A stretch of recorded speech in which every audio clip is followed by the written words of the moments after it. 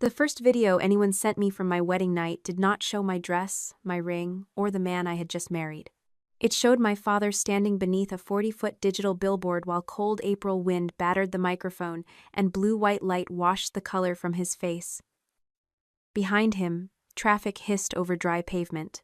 Above him, Noah and I stood beneath the glass roof of the community greenhouse, my hand against his chest, both of us smiling beneath the words, "A new chapter begins today."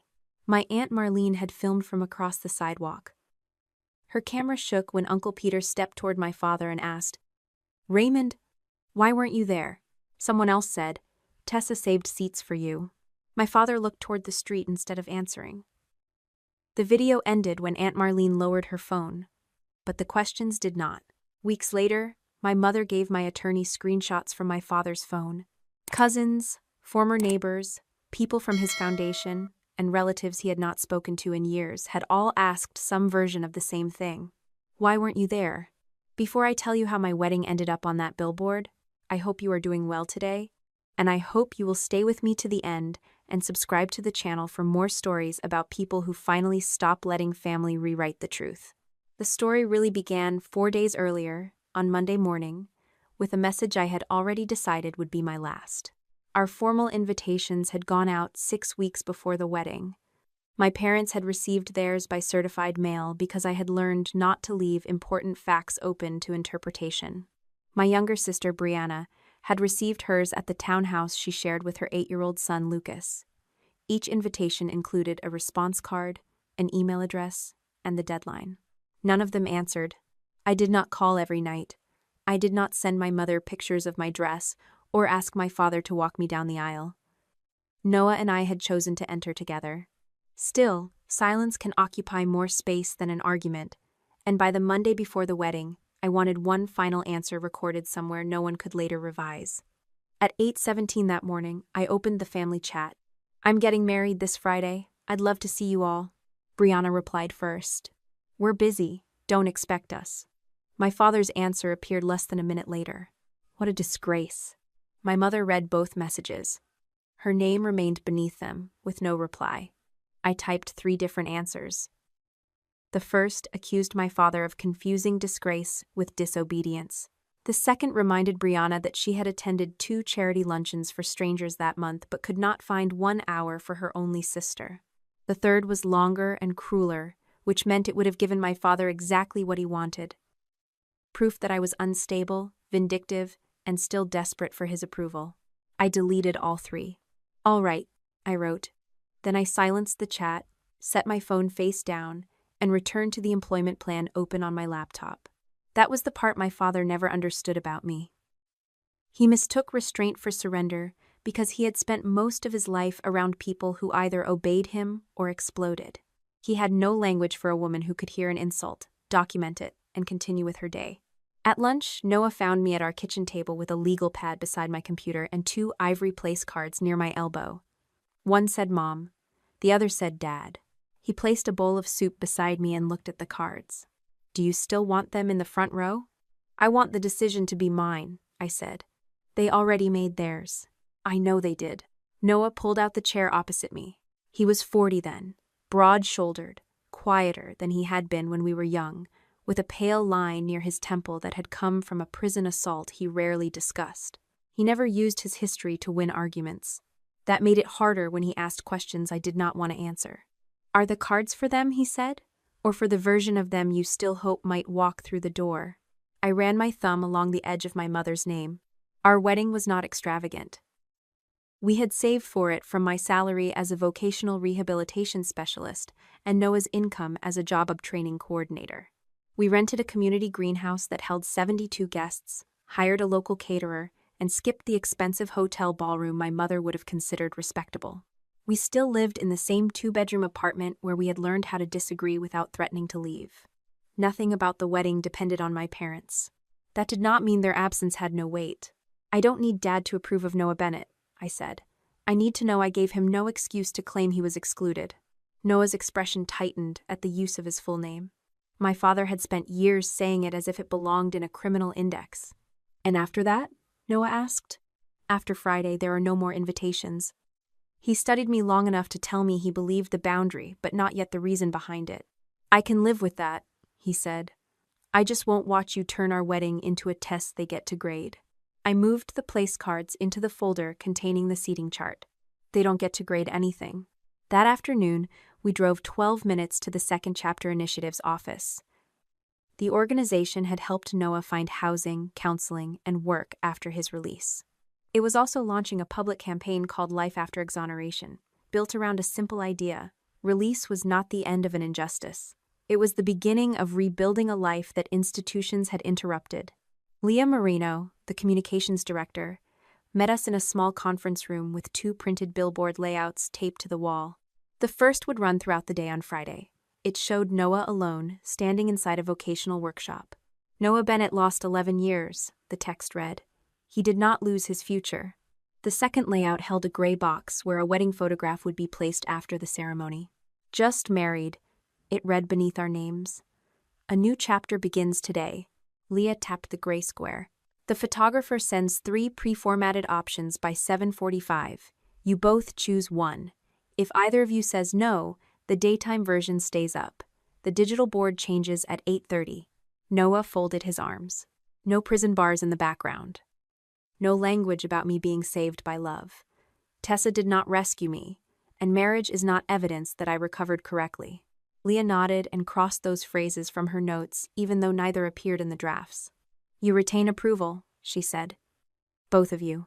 I did not answer for Noah. I did not soften his tone or explain that public campaigns made him uneasy. The story belonged to him before it belonged to the organization, and before it belonged to me.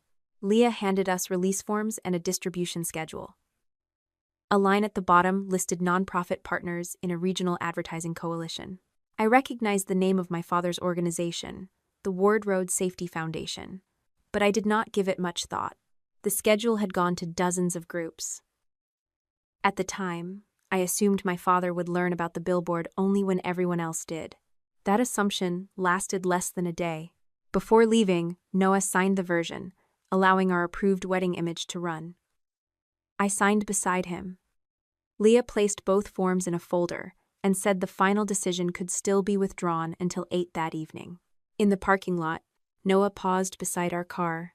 If they call after the billboard goes up, what will you do? Nothing during the reception. And afterward? I'll decide based on what they say, not on what I wish they meant. A small smile moved across his face. That sounds like the woman I'm marrying. The next morning, I was at work helping a client named Marcus prepare for a warehouse interview. He had been rejected twice because an old conviction appeared on a background check before employers read the rest of his application. We built a timeline of training certificates, references, and work history. We practiced a direct explanation that neither minimized his past nor allowed it to erase everything that came after. Facts in the right order, I told him, sliding the final page across my desk. Do not let someone else arrange them for you. He read the sentence, then looked at me. You say that like you learned it the hard way. I learned that lesson the hard way. At 11:36, the receptionist called my extension. There's an envelope for you, she said. No return address. It was waiting at the front desk, a plain white envelope with my name printed in block letters. The Cedar Grove postmark was from the previous afternoon. One corner had been pressed flat so many times that the paper had softened. I did not tear it open. I carried it to an unused conference room, photographed the front, back, postmark, and sealed edge, then called Maya Chen, my attorney. Do not open it alone, she said. Noah was leading a training session across town. I sent him a message before I did anything else. An anonymous envelope arrived at work. I have not opened it. Maya's on the phone and I want you included. He called within 2 minutes. I placed both calls on speaker, washed my hands, and opened the envelope along the top seam with a letter opener. Inside was one sheet of blue carbon paper, folded in thirds. The upper corner had a repair order number. The date was July 10th, 2011, the morning after Daniel Mercer had been struck on County Road 9. The vehicle description matched my parents' dark green sport utility vehicle. The listed work was brief. Replace left headlamp assembly, repair front bumper, cash payment. At the bottom, someone had written a note in narrow, slanted handwriting. Young woman crying. Father paid cash. requested no insurance record. For several seconds, the room seemed to contract around the sheet. I kept my hands flat on the table so I would not touch it again. Maya asked me to read the date twice. Then she asked whether I recognized the shop name. Gordon Pike Auto, I said. My father used them for years. Noah had gone silent. The state's original case had claimed the damage was discovered after police identified him as the driver. My father had testified that he knew nothing about the condition of the vehicle until investigators contacted our family. But the repair order had been created before sunrise, hours before the police inspected the car. My father had not merely suspected the vehicle was involved. He had moved it. He had repaired it. He had paid cash to keep the work away from insurance records. Maya's voice became precise. She told me to leave the paper where it was, lock the conference room, and wait for her courier. She would create a receipt and chain of custody log before anyone examined the original. Noah finally spoke. Who kept something like that for 14 years? I looked at the blue carbon copy and pictured my childhood home, where my father threw away every receipt after balancing his accounts, while my mother stored warranties, tax records, appliance manuals, and canceled checks in labeled boxes. Maya asked the same question in a different way. Who in the ward house would have had access to the original repair paperwork? I already knew the answer. My mother, I said. Elaine kept everything. Noah stayed on the phone while Maya's courier sealed the blue carbon copy inside an evidence envelope. The courier photographed the conference room table, recorded the time, and had me sign a receipt confirming that I had opened the original envelope but had not written on or altered the document inside. By then, my workday was over. I sat alone in the conference room with my laptop closed and my untouched coffee cooling near the wall. Noah had finished his training session, but instead of driving home, he remained in his car outside the employment center. You called Maya before you called me, he said. His voice was controlled, which made the accusation sharper. I called her because the envelope might contain evidence, I said. I sent you a message before I opened it. You still decided what needed to happen first. The paper needed to be protected. I know that, Tessa. I'm not saying you should have carried it around in your purse. I'm saying this is about 11 years of my life, and your instinct was still to build a plan before I knew there was a problem. I almost told him that only a few minutes had passed. I almost reminded him that I had included him before reading the document. Both statements were true, and neither addressed what he was saying. When frightened, I turned uncertainty into a list of tasks. I checked dates, saved messages, identified risks, and decided which information other people could handle. That habit had made me good at my work. It had also allowed me to convince myself that controlling the order of events was different from controlling the people inside them. You're right, I said. I treated the evidence like a problem I had to contain before I treated it like part of your life. The silence that followed was not forgiveness, but it was no longer an argument. I don't want to learn about the next document after your attorney does, he said. You won't, and if someone contacts you about the case, we decide together what happens next. Yes. No interviews, no private meetings with your family, and no promises to anyone without telling me. I looked through the glass wall at the receptionist, shutting down her computer for the evening. I agree. Noah exhaled slowly. I'm still angry. You have the right to be. That was the difference between taking responsibility and begging to be released from it. I did not ask him to reassure me that I had done nothing wrong. I had made the safest decision for the paper and an unfair decision for the man whose life it concerned. Both could be true. Maya called us again from her office 40 minutes later. She had reviewed the scan but warned us not to treat the repair order as proof of anything yet. We have an anonymous envelope, a carbon copy, and handwriting we haven't authenticated, she said. It may be genuine, it may have been altered, it may lead somewhere important, or it may have been sent to provoke you before the wedding. What happens now? Noah asked. We verify the shop, the numbering system, the paper, and whether any related records survived. We also identify everyone who might have possessed the original. Until then, neither of you confronts Raymond, Elaine, or Brianna. My mother's name stayed with me after the call ended. Elaine kept everything. She saved appliance manuals for machines we no longer owned. She stored tax returns in labeled boxes and slipped receipts into envelopes by year. When I was a child, she could produce the warranty for a toaster faster than she could answer a direct question about my father's temper. If the carbon copy was genuine, my mother might have held its matching page for 14 years. The repair order carried me back to July of 2011, when the air inside my parents' house felt heavy enough to hold fingerprints. I was 25, Noah was 26. Brianna had turned 18 6 weeks earlier and believed adulthood meant no one could tell her when to come home. My parents were hosting a backyard party after the town's summer road race. Raymond had invited police officers, city employees, foundation donors, and neighbors. Music drifted through the open kitchen windows, while people carried bowls of ice and trays of food across the lawn. The sun had gone down, but heat still pressed through my cotton dress. The kitchen smelled of grilled onions, spilled beer, and the lemon cleaner my mother used whenever guests were coming. Noah had borrowed my parents' dark green SUV that afternoon to collect folding tables and speakers from the community center. Raymond trusted him enough to move equipment, but not enough to stop reminding everyone that Noah's father had served time for theft. When Noah returned, I was standing near the kitchen counter.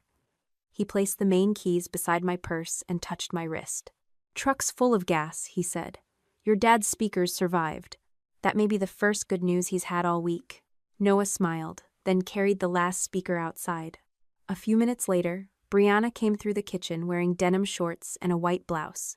Her cheeks were flushed, and she smelled faintly of fruit punch with something sharper beneath it. "Where's the spare key?" she asked. "What do you need?" "My jacket's in the car." I opened the narrow drawer beside the refrigerator. My mother kept spare keys there on a brass ring with a cracked red tag. "Bring it back," I said. Brianna rolled her eyes, took the ring, and walked toward the side door. I did not watch her cross the driveway. I did not see her open the SUV.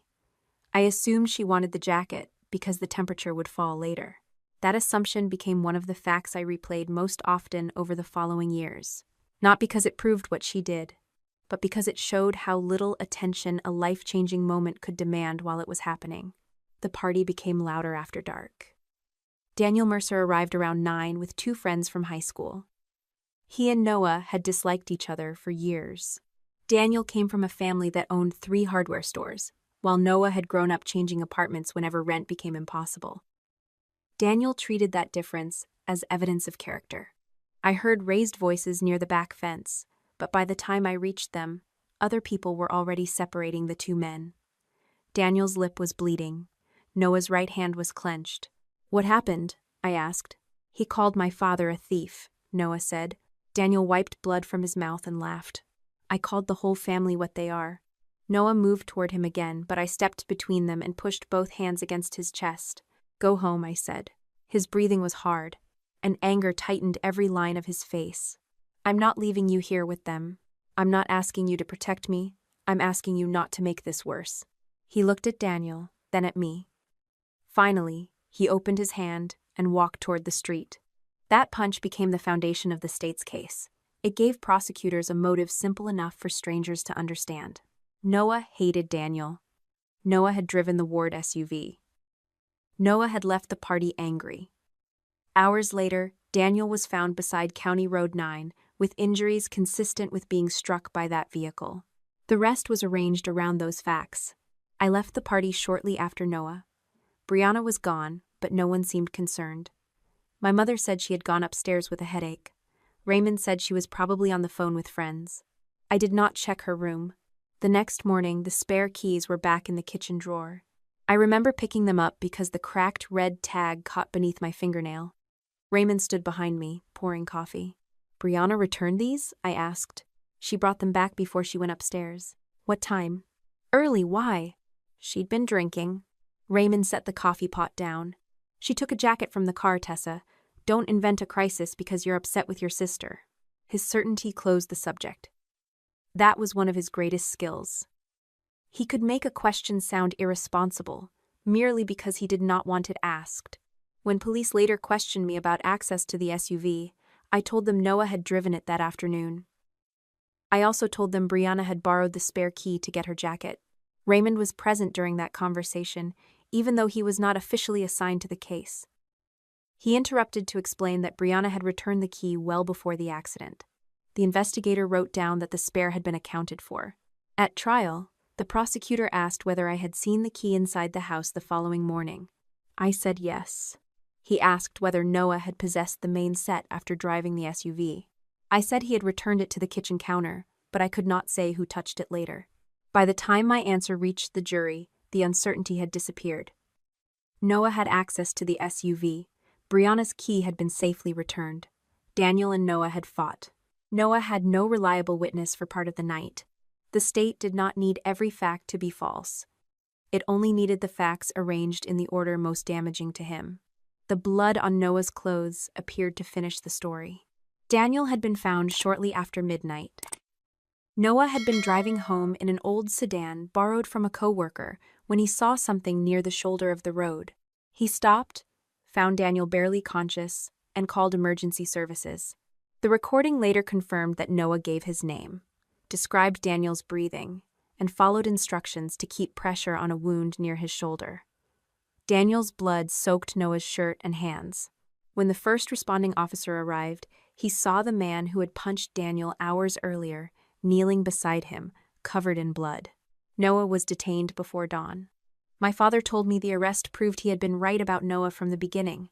For years, I believed the case had been built from unfortunate facts and imperfect memories. I knew Raymond had pressured me to trust his interpretation, but I did not yet understand how early he had started shaping the evidence itself. Maya helped explain why the conviction had eventually collapsed. 2 years before our wedding, a witness who had testified that he saw Noah near the SUV withdrew his statement. He admitted Raymond had repeatedly suggested what time and location he should remember. The official dispatch archive showed something worse. Raymond had called to ask about an accident involving a dark SUV before Noah's emergency call entered the system.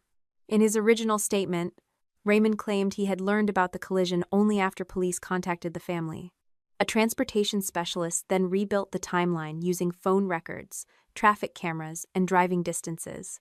Noah could not have driven the SUV away from the collision, hidden it, obtained the coworker's sedan, and returned to Daniel within the available time. The evidence did not identify the driver, Maya told us.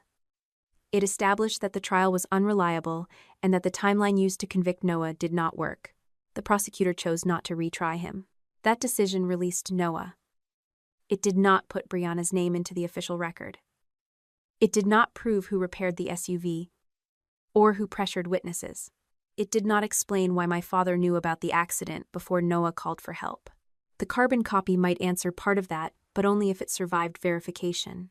Wednesday afternoon, my father called me. I was home with Noah when Raymond's name appeared on my screen. I turned the phone so Noah could see it. "Speaker?" I asked. He nodded. I answered without greeting. Raymond's voice carried the same measured disappointment he had used when I was a child and brought home a grade lower than he expected. "You need to stop the billboard." I looked at Noah. "What billboard?" "Don't play games with me, Tessa. The wedding version." Noah's organization intends to put your photograph over downtown Cedar Grove on Friday night. We had not announced that version publicly. Only the organization, the advertising vendor, and coalition partners had received the schedule. "How do you know what runs Friday night?" I asked. "Every nonprofit partner in this town knows more than you think." "That doesn't answer the question." "It answers enough." Noah leaned closer to the phone but did not speak. Raymond continued. "Withdraw the wedding image. Remove Noah from the campaign. Your mother and I may reconsider attending." The offer was so small compared with what he demanded that I almost laughed. He wanted control over Noah's public story, in exchange for the possibility that he might sit in a chair for an hour. "You received an invitation 6 weeks ago," I said. "Your attendance is not a bargaining chip. You're humiliating this family. The billboard is about Noah rebuilding his life. It turns a disputed legal technicality into public theater." The conviction was vacated because the evidence used against him was unreliable. That is not the same as innocence. Noah's jaw tightened, but he remained silent because we had agreed that this call was mine to handle. I kept my voice level. "The image release belongs to Noah and me. You don't get to negotiate it. You're choosing a campaign over your parents. No, you are conditioning your presence at my wedding on my willingness to silence my husband. He is not your husband yet. He will be on Friday." Raymond's breathing changed near the receiver. "If you let that image run, people will begin asking questions that will not stop with me." There it was. Not shame, not concern for Daniel, fear of attention. They should have asked those questions years ago, I said. He ended the call. I immediately contacted Leah Moreno. She checked the distribution list for the Coalition Press calendar. Ward Road Safety Foundation had received the campaign schedule through its communications office 6 days earlier. The calendar included the billboard location, launch time, and note that a wedding image might replace the daytime design after joint approval. Leah apologized and offered to remove Ward Foundation from future campaign distributions. Don't change anything yet, I said. Just preserve the email and access records.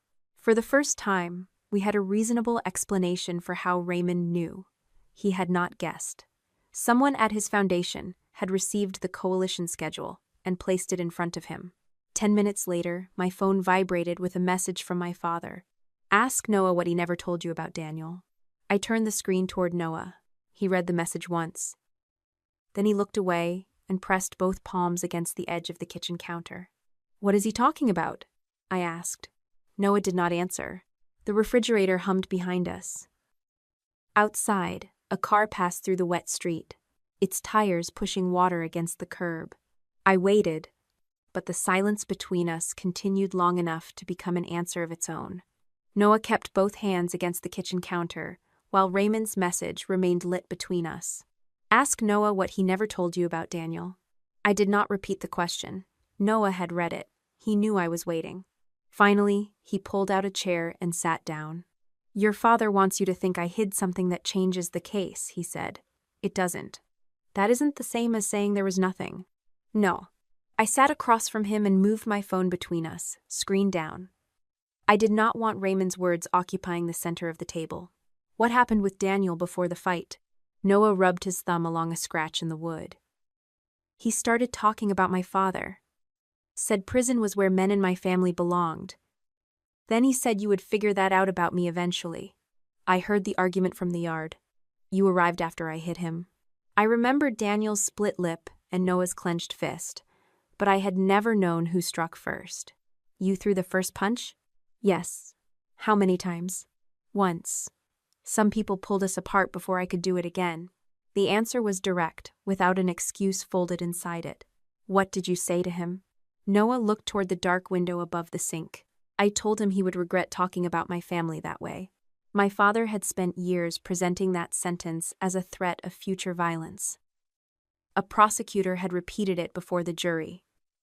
At the time, I had assumed Raymond learned it from someone at the party. You never told me the exact words. No. Why? Because after I was arrested, every conversation became a test. His gaze returned to me.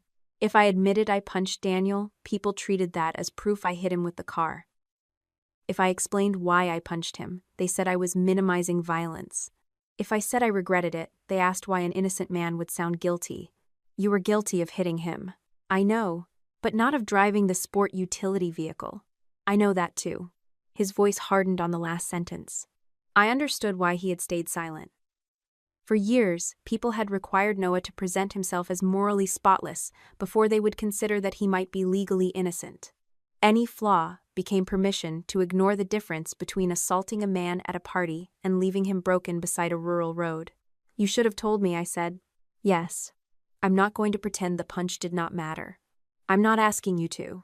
And I'm not going to let my father use it to replace the crime you did not commit.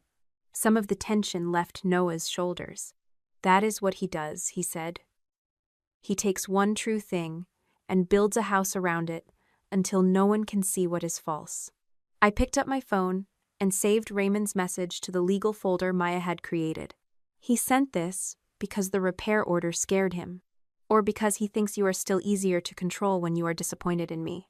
That part of his plan is no longer working. Noah watched me for a moment.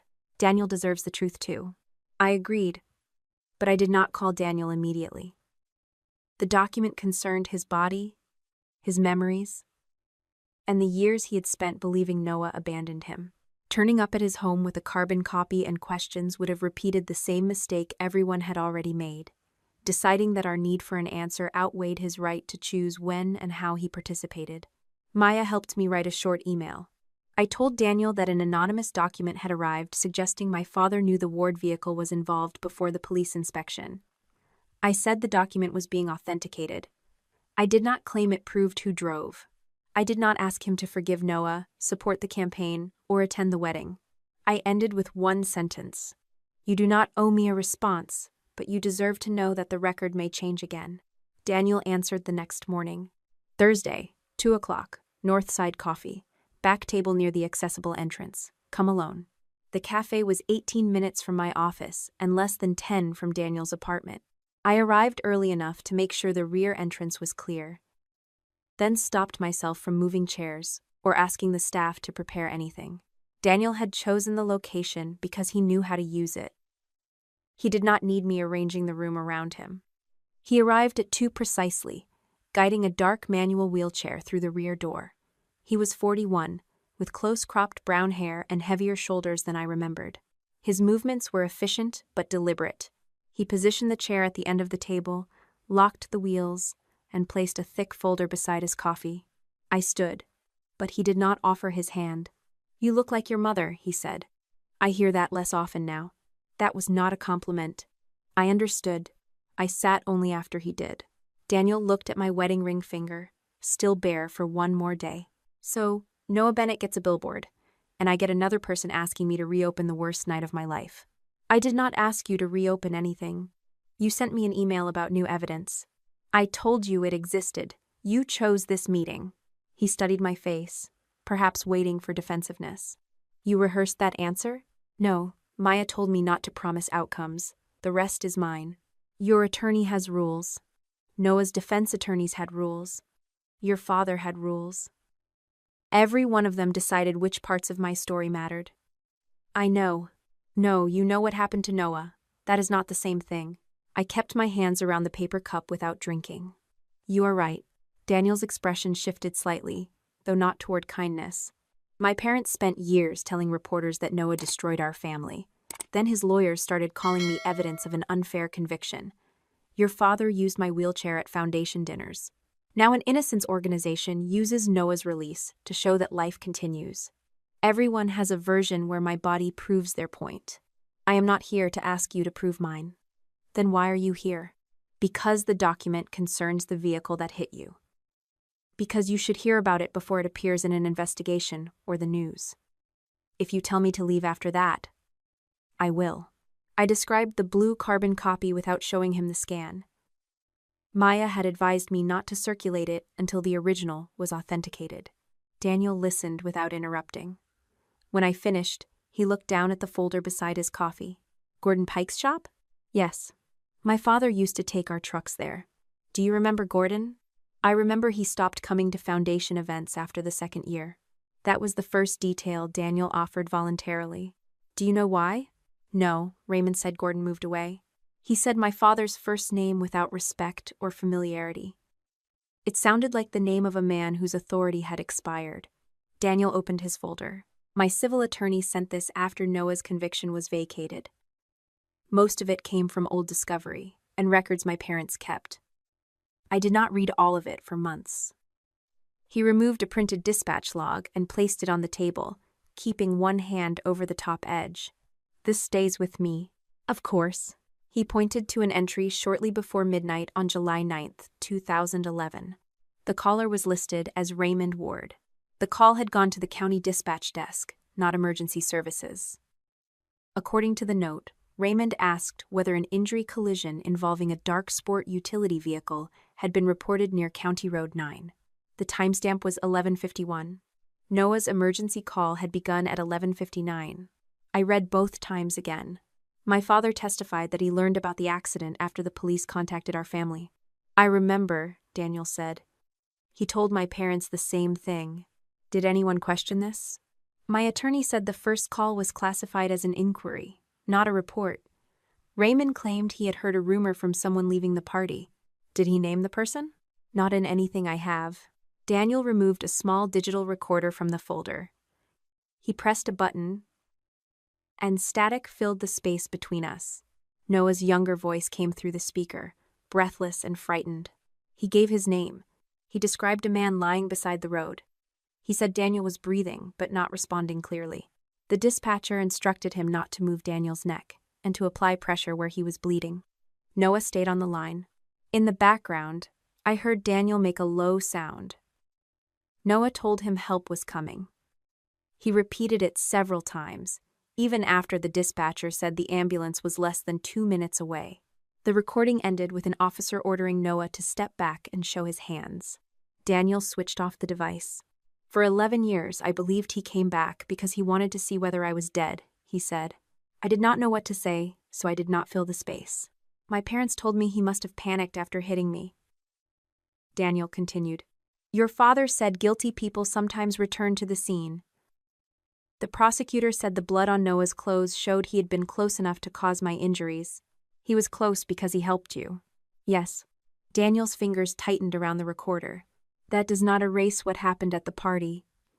He hit me. I insulted his father, and he hit me. I still remember the floor coming up under my face. You do not have to forgive him for that. I haven't. I am not asking you to. He nodded once. But he did not leave me beside the road, Daniel said. Whatever else Noah Bennett did that night, he called for help and stayed. The statement did not sound like reconciliation. It sounded like Daniel taking back ownership of one fact. I asked whether he had ever spoken to Noah since the conviction was vacated. No.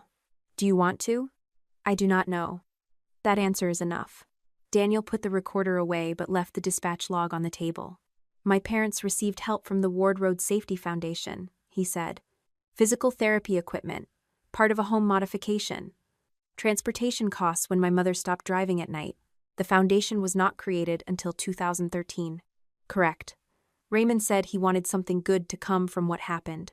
The phrase sounded exactly like my father. He could convert harm into a mission statement before anyone had time to ask who caused it. Were the payments hidden? I asked. Not from us. My parents were grateful. Some support was real. That distinction mattered. A payment was not automatically a bribe, merely because Raymond made it. Daniel removed several photocopied letters bearing the foundation's logo. One approved a wheelchair ramp. Another covered part of a specialized vehicle conversion. The amounts were substantial but plausible for a regional charity with corporate donors. Then he showed me an email from Raymond to Daniel's mother, dated 2016. I hope your family can focus on Daniel's progress instead of allowing outside parties to reopen old wounds. Continued public controversy could make future fundraising more difficult for everyone involved. The email did not explicitly threaten to stop assistance. It did not ask anyone to destroy evidence. Raymond had written it carefully enough to preserve deniability, but the meaning was clear. He sent this after an investigator contacted us about Noah's appeal, Daniel said. My mother told the investigator we had nothing more to add. Did the foundation stop payments? No, that is why I cannot say he bought our silence. My parents may have made the same decision without the money. But he reminded them the money depended on public confidence. Daniel slid the email back into the folder. He made gratitude feel like a debt. I looked again at the dispatch log. Raymond had called 8 minutes before Noah found Daniel. He had known the vehicle type and approximate location before the official emergency report. How did my father know where to ask about? Daniel's face remained flat. That is your family's question. It should have been everyone's. Yes. I asked Maya's permitted question. Would you allow your attorney to provide a verified copy of the dispatch record and audio directly to an investigator? Daniel did not answer immediately. I will speak to my attorney, he said. I am not giving you the only copies. You should not. And I do not want the foundation email on your billboard. It will not be used in the campaign. You say that now. Noah and I approved the billboard before this document arrived. It contains nothing about you, Brianna, or my father. If the organization asks for anything else, the answer is no, unless you independently consent. Daniel held Migaze. Why are you marrying him? The question was quieter than the others. Because we rebuilt something honest. Or because you feel guilty. I do feel guilty. That was not my question. No. I am not marrying him to repay a debt. Noah would not accept that kind of marriage. And neither would I. Daniel looked toward the cafe window, where a bus lowered its ramp for an older woman with a walker. My parents said guilt made people do strange things. It does. That is why I try not to let mine make decisions by itself. He closed the folder. I received your wedding invitation? You do not have to come. I know. I will not ask again. For the first time since I sat down, Daniel's mouth moved close to a smile, though it never fully became one. That may be the smartest thing a ward has said to me. When I left the cafe, rain had begun to darken the pavement. I sat in my car and called Maya, then Noah. I reported only what Daniel had permitted me to share. The timestamps, the audio, the foundation support, and the email suggesting that reopening questions could affect fundraising. Noah remained silent after I described the emergency recording. "He kept it?" he asked. "Daniel has a copy." "What did he say?" "He said you called for help and stayed. He also said the punch still mattered." "It does. He has not decided whether he wants to speak with you." "That is his decision." It was the right answer, and I could hear how much it cost him. Before I started the car, my phone displayed an incoming call from Brianna. She had not called me directly in almost 4 months. I answered on speaker so Noah could hear. "Tessa," she said, her voice thin and hurried. "What did you receive in that envelope?" "I am not discussing evidence with you." "Was it from Gordon Pike's shop?" Noah inhaled sharply through the phone. The shop name had never appeared in the family chat, the campaign, or any public filing. "How do you know about Gordon?" I asked. Brianna ignored the question. "Did Dad tell you he put the spare key back in the kitchen drawer?" Brianna's question stayed between Noah and me. "Did Dad tell you he put the spare key back in the kitchen drawer?" I tightened my grip on the steering wheel, even though the car was parked. "How do you know he put it there?" "I asked you first. And I'm not discussing an anonymous document with you. Tell me what happened to the key." Her breathing quickened through the speaker. I heard a door close on her end, followed by the click of a lock. "Dad said you were asking questions again," she said. "He said Noah's people were trying to turn the wedding into another investigation." "Noah's people did not send me to Daniel. I contacted him because a document appeared at my office." "What document?" "You already knew the name of Gordon Pike's shop." Brianna went quiet. Noah remained on my other call, listening without interrupting. I could hear traffic moving around his car, but he did not tell me what to ask. We had agreed I would not manage the conversation for everyone else, and he would not speak through me. "Did you see Dad put the key back?" I asked. "Yes." "When?" "The next morning." "What time?" "I don't know. It was early." "Were you downstairs?" "I couldn't sleep." "Why couldn't you sleep?" "Tessa, stop." "You called me?" "I called because Dad is furious, and when he gets like this, he starts deciding what everyone remembers." That sentence sounded less like an explanation than a warning. "Where had the key been before he returned it?" "I don't know." "You knew enough to ask whether he told me." "I saw him open the drawer. He put the red-tagged key inside and told me it had never left the house." My mouth went dry. "Did he say why?" "He said the police would ask who had access to the car. He said Noah had used it that afternoon, so we should not complicate things with irrelevant details." "You were 18, not 8. You understood what irrelevant details meant." "You think I don't know that?" "I think you are still choosing which part to tell me." Brianna began crying, but the sound did not answer anything. I kept my voice level. "Who drove the SUV?" The line went dead. I stared at the screen until Noah spoke through my other call. "She confirmed Raymond returned the key." "Yes." "She also knew Gordon's name." "Yes." "But she did not confess." "No." That distinction mattered. Brianna had confirmed 2 facts, not the entire crime. I had spent too many years watching my father turn implication into certainty. I would not repeat his methods simply because the implication now pointed where I expected. "I'm sending the recording of the call to Maya," I said. "Was it recorded?" "My phone logs all incoming calls to the legal archive after the consent warning." Ohio allowed a participant in a conversation to record it, but Maya had insisted I use a service that announced recording at the beginning anyway. Brianna had remained on the line after the automated notice. Noah was silent for a moment. "Go home," he said. "Do not drive while you are building a case in your head." "I'm not building a case." "You are already doing it." He was right. I drove the 12 minutes to our apartment without calling anyone else. Noah arrived shortly after me carrying 2 paper bags from the Thai restaurant near his office. He set them on the counter while I opened my laptop. "I bought dinner," he said. "I need 20 minutes. You said that Tuesday." "This is different." "It always is." I looked at the screen. Maya had emailed scans of the repair order and the dispatch log, each labeled unverified pending authentication. Beside them, I had opened a map of Cedar Grove, and a photograph of the kitchen drawer from an old family insurance inventory. The cracked red tag was visible in the picture. "I'm trying to see whether her statement works," I said. Brianna admitted Raymond put the key back. "She did not say where the car was. She hung up when you asked who drove. That is suspicious, not proof." Noah removed his coat and draped it over the chair. "Tessa, dinner is getting cold. My father called dispatch 8 minutes before you called emergency services. Gordon's order was written before sunrise. If I know how long it took to reach the shop, I can determine how early Raymond had the vehicle. And then what? Then we know whether he had time to find it by chance." Noah pulled out the chair opposite me but did not sit. "You want to get married tomorrow, or do you want to win?" The question hit harder than I expected. This is not about winning. You have 3 screens open, food on the counter, and a wedding in less than 24 hours. A man lost 11 years because my family arranged the facts against him. I was that man. You don't need to explain the stakes to me. Then why are you asking me to stop? I'm asking whether you know how. The defensive answer rose immediately. I am the reason this evidence is being handled correctly.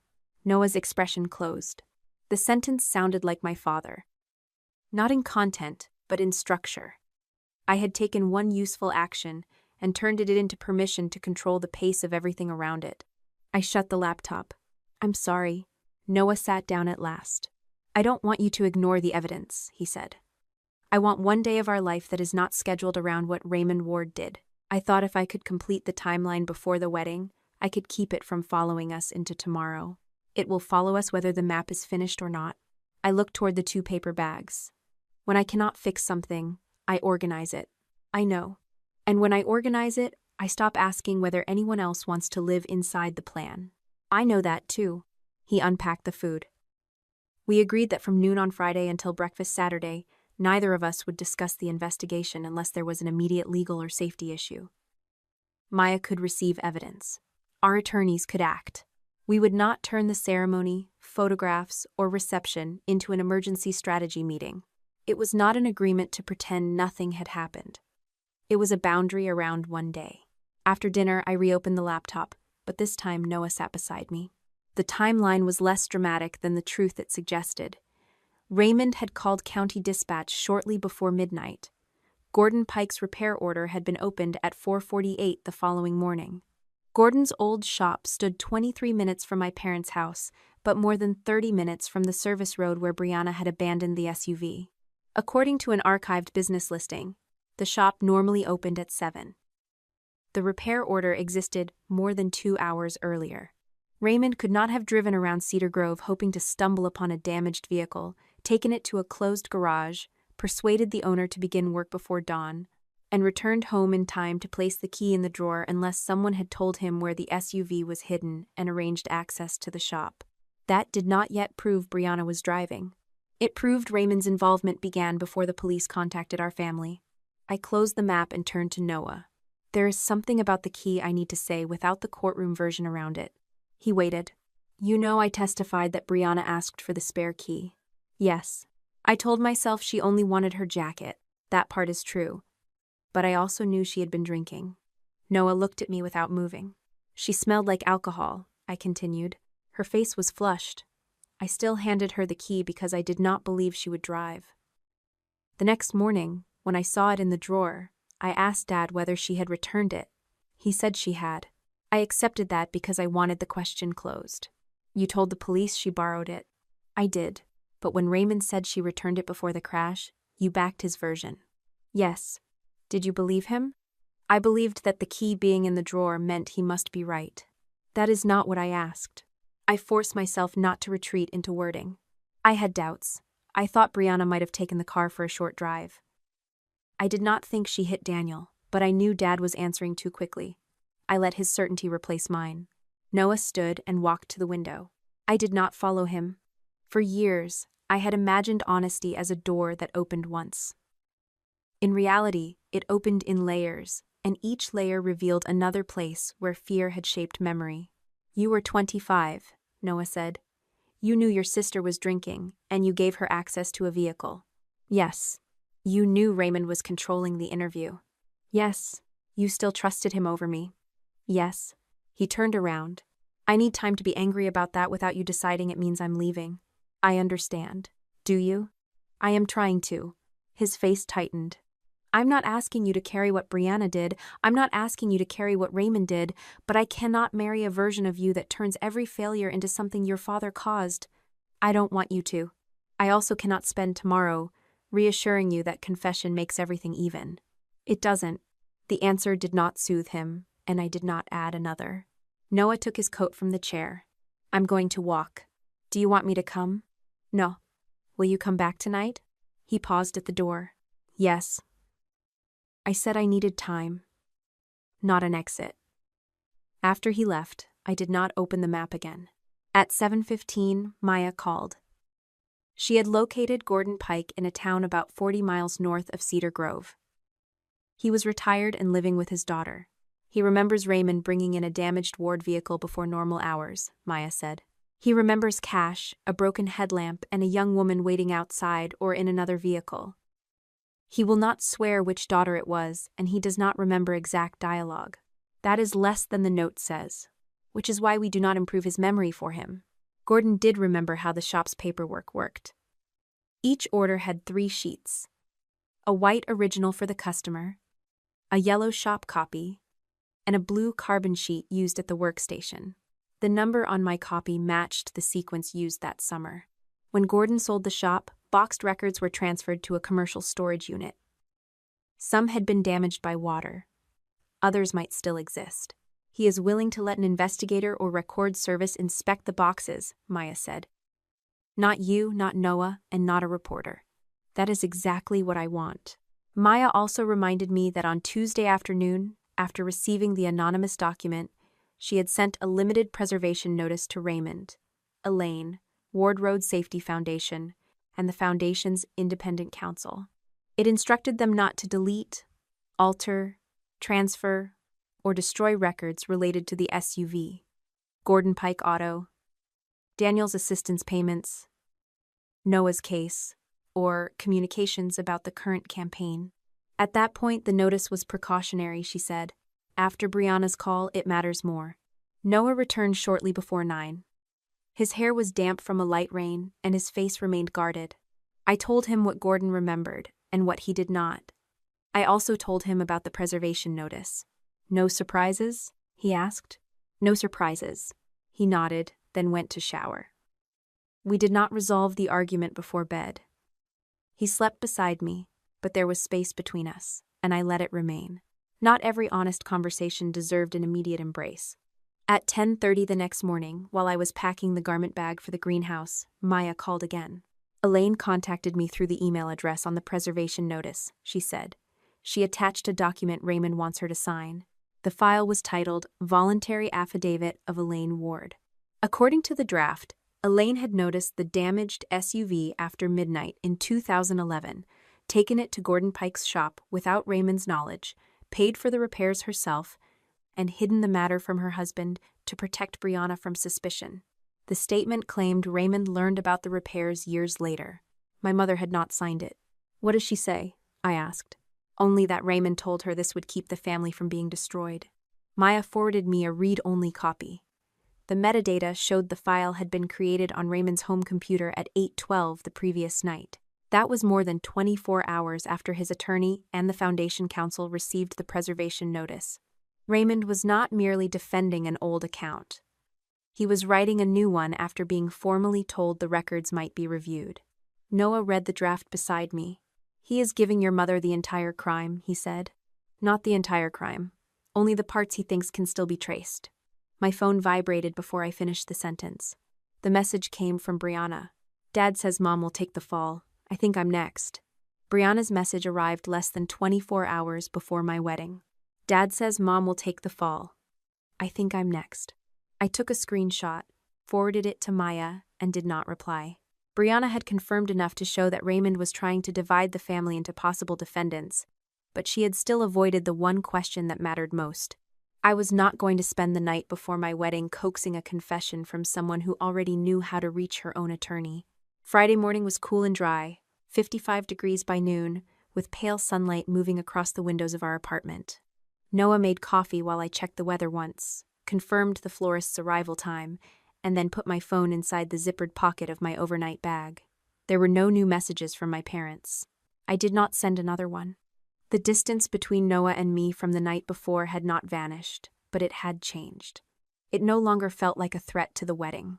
It felt like unfinished work that both of us had agreed to face without turning one difficult conversation into proof that we should abandon everything we had rebuilt. At 10:30, Leah Marino called from Second Chapter Initiative. The daytime version of the campaign was already running downtown. The wedding version remained scheduled for 8:30 that night, but she needed our final confirmation that the release still stood. I handed the phone to Noah first. "Do you still want it?" I asked. He read the final layout again. "Yes. The campaign is about what comes after release, not about proving anything to Raymond." I agree with him. Leah recorded both approvals and emailed us a confirmation. The design, text, image specifications, and digital schedule had all been prepared weeks earlier. The only unfinished element was the photograph we would select after the ceremony. No one was waiting to create a billboard from nothing in 15 minutes. Before we left the apartment, Noah adjusted the cuff of his dark suit and looked at me across the living room. "I meant what I said last night," he told me. "I am still angry about the key. I know, and I am not asking you to stop being angry. I also meant it when I said I was coming back." I picked up my garment bag. "Then we can get married without pretending either statement cancels the other." The community greenhouse stood 12 minutes from our apartment, a long glass structure beside a public garden just beginning to show spring color. The staff had closed the interior panels against the wind, and the air smelled of damp soil, rosemary, and the white lilies arranged along the aisle. 72 chairs faced a simple wooden arch. There was no raised stage, no dramatic staircase, and no place for anyone's absence to become the center of the room unless I allowed it. The 2 cards marked Mom and Dad were still on the front row when I arrived. I left them there while the photographer took detail shots and the coordinator checked the seating list. I did not keep looking toward the entrance. I greeted guests, signed the final catering count, and spent 10 quiet minutes with Noah in a side room while our witnesses reviewed the marriage license. At 4:50, the coordinator approached me with the 2 cards in her hand. "We can leave these until the processional starts," she said, "or I can remove them now." Through the glass doors, I could see the parking area. My parents' car was not there. Brianna's was not there either. Aunt Marlene stood near the first row holding her phone. She had taken a photograph of the empty seats a few minutes earlier because, as she later told me, she wanted proof when Raymond inevitably claimed he had not been invited. I took the cards from the coordinator and looked at the names one final time. For 6 weeks, those seats had represented a choice my parents were free to make. With 10 minutes remaining, I was no longer willing to let their choice occupy space that belonged to people who had shown up. "Give the seats to someone who came," I said. I folded both cards and placed them inside the seating folder. I did not tear them, throw them away, or make a speech. The decision did not need an audience to be permanent. A moment later, the venue attendant opened the accessible side entrance. Daniel Mercer rolled inside wearing a navy suit, followed by a staff member who held the door but did not touch his chair. Conversation near the entrance softened as people recognized him. I walked toward him and stopped at a respectful distance. "You came," I said. "I said I had the invitation. I did not say what I planned to do with it. You do not owe anyone an explanation." "I understand that." He glanced toward the front row. "Marlene told me there was an open seat. There is now." Daniel looked past me toward Noah, who had remained near the side room instead of rushing forward. Neither man tried to manufacture a reconciliation for the guests. "I listened to the emergency call again last night," Daniel said. "He stayed until the ambulance came. I wanted to say that where he could hear it." Noah approached only after Daniel nodded to him. "You stayed beside the road," Daniel said. "That does not erase the fight, but it belongs in the truth." Noah's voice was quiet. "Thank you for saying it." There was no embrace. Daniel took one of the front row seats, and the other went to the mentor, who had helped Noah complete his job training certification after release. The people sitting closest to us were not there because of blood or obligation. They were there because they had made a choice. At 5 o'clock, Noah and I entered the greenhouse together. I did not look at the doors. I noticed the warmth of his hand, the faint scrape of my dress over the stone floor, and the late sunlight breaking into narrow bands across the aisle. When we reached the arch, The empty spaces I had worried about were no longer empty. Our vows did not mention prison, my father, or the investigation. Noah promised never to confuse silence with peace.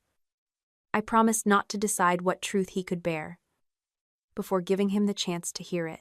Neither promise claimed we would never fail. We promised to correct ourselves before failure became a way of life. When the officiant pronounced us married, Noah smiled at me with relief rather than triumph. I kissed the man I had chosen, not the past I wished I could repair. The reception moved through dinner, brief speeches, and music played low enough for Daniel to remain without being overwhelmed. My phone stayed with the coordinator. No one interrupted us with questions about Raymond, and I did not ask whether he had posted anything. At 7:38, our photographer sent 3 horizontal images already cropped to the dimensions Leah had provided. Noah and I reviewed them together on a tablet. We selected one taken beneath the greenhouse roof after the ceremony. My hand rested against his chest, and neither of us was looking toward the camera as if waiting for permission. Leah inserted the image into the approved layout, sent us the final proof, and received our confirmation at 7:52. The digital advertising vendor acknowledged the scheduled update for 8:30. The entire process took minutes because the campaign infrastructure had been built long before our wedding day. At 8:15, guests began leaving. Aunt Marlene and Uncle Peter were staying at a downtown hotel near the Billboard, so they left before us. Raymond and Elaine were attending a donor dinner at another hotel on the same block. My parents had been too busy for my wedding, but not too busy to appear at an event where Raymond would be introduced as the founder of the Ward Road Safety Foundation. At 8:31, Leah showed us a live vendor confirmation that the billboard had changed. The screen displayed the photograph we had chosen beneath the words, "Just married, Noah and Tessa Bennett, a new chapter begins today." It was not a message to my family. It was part of a campaign about the life Noah had been allowed to reclaim. The confrontation happened without my involvement. Marlene saw my parents leaving the donor dinner, just as the billboard changed. She raised her phone and recorded Raymond standing beneath our wedding photograph, while several relatives who had attended the reception recognized him on the sidewalk. Uncle Peter asked the first question. "Raymond, why weren't you there?" My mother looked toward the hotel entrance. My father said the situation was private. Marlene answered, "You made it public when you told people Tessa excluded you." Someone posted the billboard photograph in the extended family chat. A cousin who had been at the greenhouse wrote that my parents received formal invitations and that 2 front-row seats had carried their names until 10 minutes before the ceremony. Marlene added the photograph she had taken before I removed the cards. The messages began after that. "Why weren't you there? Did you really refuse your daughter's wedding? Why did you tell us she did not invite you?" I did not post the invitation, the certified mail receipt, or Raymond's text calling my marriage a disgrace. I did not have to. People who had witnessed the day spoke for themselves. At 9:12, Raymond published a statement through the foundation's social media account. He claimed Noah and I had excluded our family, exploited Daniel's injuries, and used a charitable campaign to pressure my parents into endorsing a disputed version of the case. The first claim was demonstrably false. We had the invitations, delivery confirmation, unanswered response cards, family chat messages, and photographs of the reserved seats. The second was more careful. Daniel had not appeared in the billboard or campaign materials, but Raymond phrased the accusation as moral concern rather than a factual statement. At 9:26, Leah called. Ward Foundation filed a formal complaint with 2 coalition sponsors, she said. The daytime life after exoneration campaign will continue, but we are pausing the wedding version while independent counsel reviews their allegations. Noah looked at me from across the nearly empty reception room. "Do not fight them through the organization tonight," he said. "I won't use the organization to answer them tonight." Leah forwarded the complaint to Maya, Noah's attorney, and us. The document came from an official Ward Foundation account and carried Raymond's electronic approval. Attached was a file titled Case Background and Family Safety Concerns. I opened the first page. The report stated that on the night Daniel was struck, I had personally handed the spare SUV key to Noah Bennett after witnessing him drinking and threatening Daniel. I read the sentence twice. I had handed that key to Brianna. The foundation had just submitted a version of the story that none of them had ever used before. The first morning of my marriage began with 2 untouched suitcases beside the front door and a formal accusation open on our kitchen table. Noah and I had planned to leave at 9 for 3 quiet days in Hocking Hills. Instead, we moved the reservation back 24 hours. We did not cancel the trip, unpack our bags, or surrender the first week of our marriage to Raymond. We gave ourselves 1 day to respond to the immediate threat, then we intended to leave. Leah called at 8:15. Independent counsel for Second Chapter Initiative had paused only the wedding image while reviewing Ward Foundation's complaint. The main Life After Exoneration campaign remained active. "We can remove Noah entirely until the review is finished," she said. "No one will interpret that as an admission." "I would," I replied. "Raymond filed a false report, and now Noah is the one being removed." Noah stood at the counter pouring coffee. He set the pot down harder than necessary. Leah heard it through the speaker. "Noah," she said, "this is your image. What do you want?" He did not answer immediately. I had already begun forming an argument about why retreat would reward my father. But the question had not been addressed to me. "I want the daytime campaign to continue," Noah said. "Pause the wedding image during the review. Give counsel the invitation records, the family chat, and Daniel's written confirmation that he was not used in the advertisement." I turned toward him. "You should not have to lose the wedding image because Raymond lied. It is my decision too. I know." "No, you know it after you have already decided what my decision should be." The words were not cruel. That made them harder to dismiss. I sat down. "You're right." Noah continued speaking to Leah. "I will not withdraw from the campaign. I will participate in a transparent review. If the sponsors decide the wedding version followed the consent policy, it can return. Until then, no public fight on my behalf without my approval." Leah agreed. She promised to preserve the complaint, email headers, access records, release forms, and every version of the Billboard design. When the call ended, I closed the statement I had been drafting. Noah looked at the screen. "Was that for the organization?" "It was a response to Raymond. Written by you." "Yes." "About my case." "Yes." I deleted it. It was not surrender. It was recognizing that intelligence without restraint could become another form of control. My father had spent 14 years speaking for everyone in the family. I would not defeat him by becoming more efficient at the same habit. Maya arrived before 10 with Marisol Vega, a forensic accountant who specialized in nonprofit compliance. Maya made the boundaries clear before Marisol opened her laptop. Marisol represented neither Noah nor me.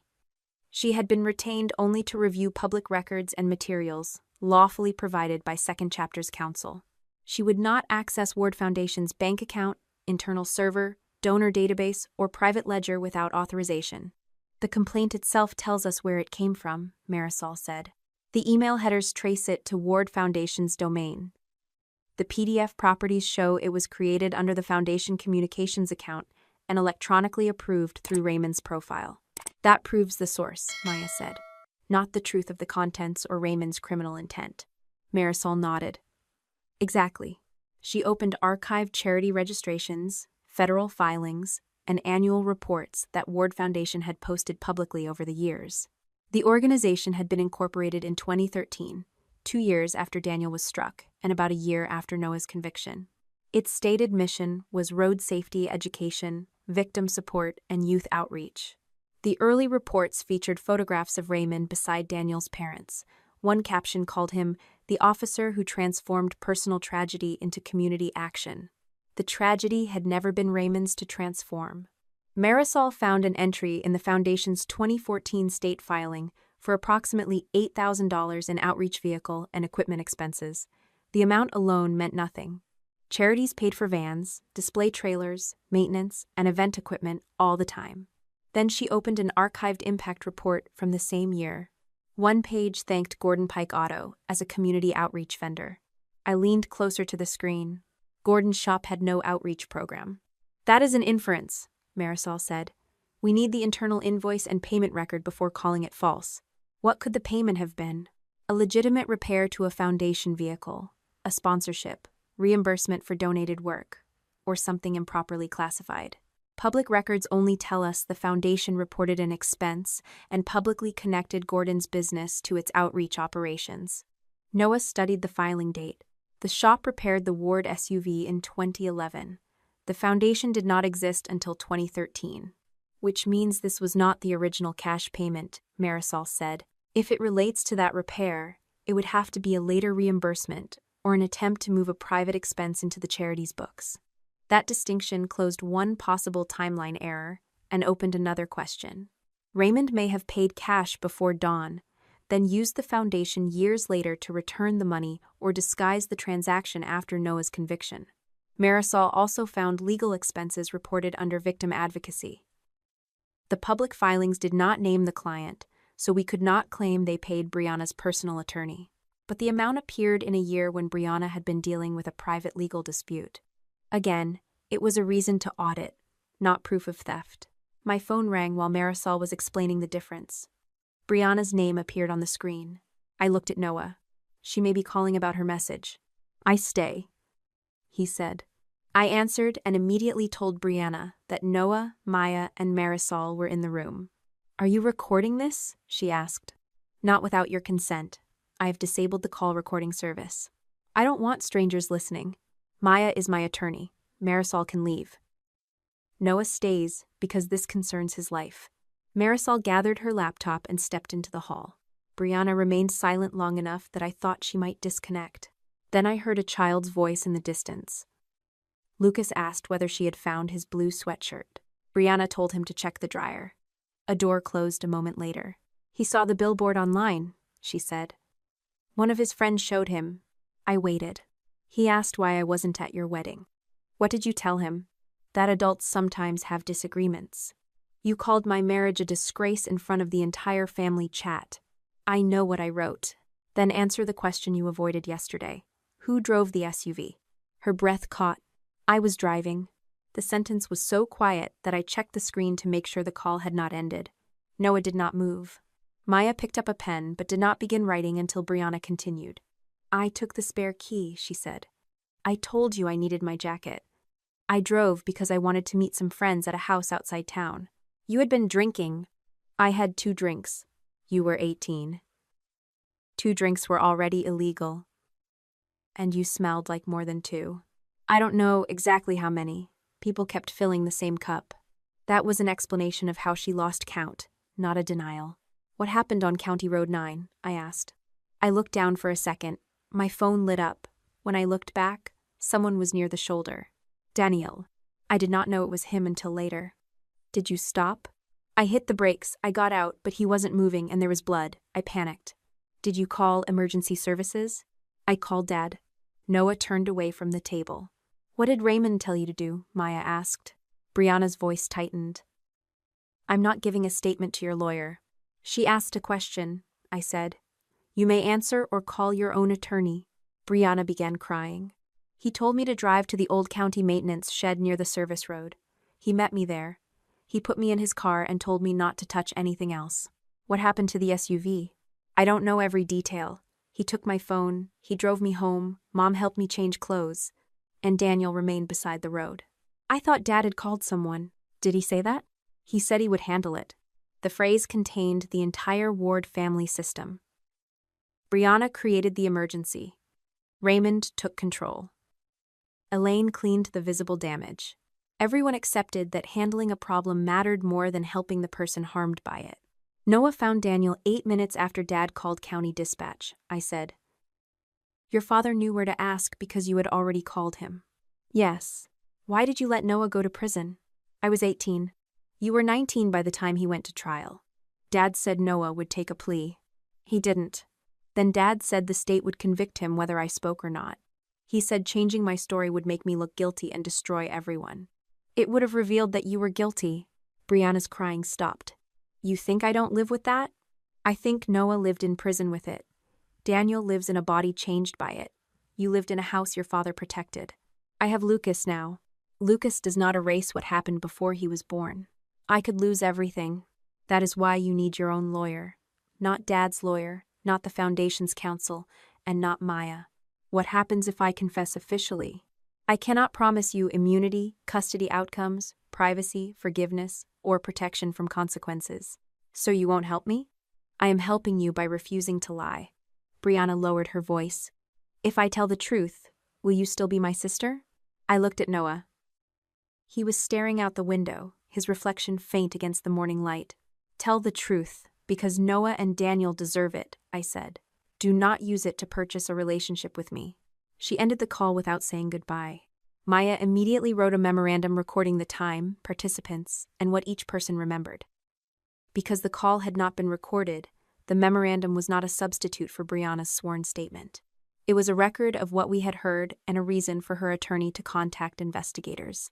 Noah walked into the bedroom and closed the door. I wanted to follow him, but I did not decide that he needed me simply because I needed to do something. I gave him 20 minutes, then knocked. Come in, he said. He was sitting on the edge of the bed with his wedding jacket folded beside him. She admitted it, I said. I heard. What do you need?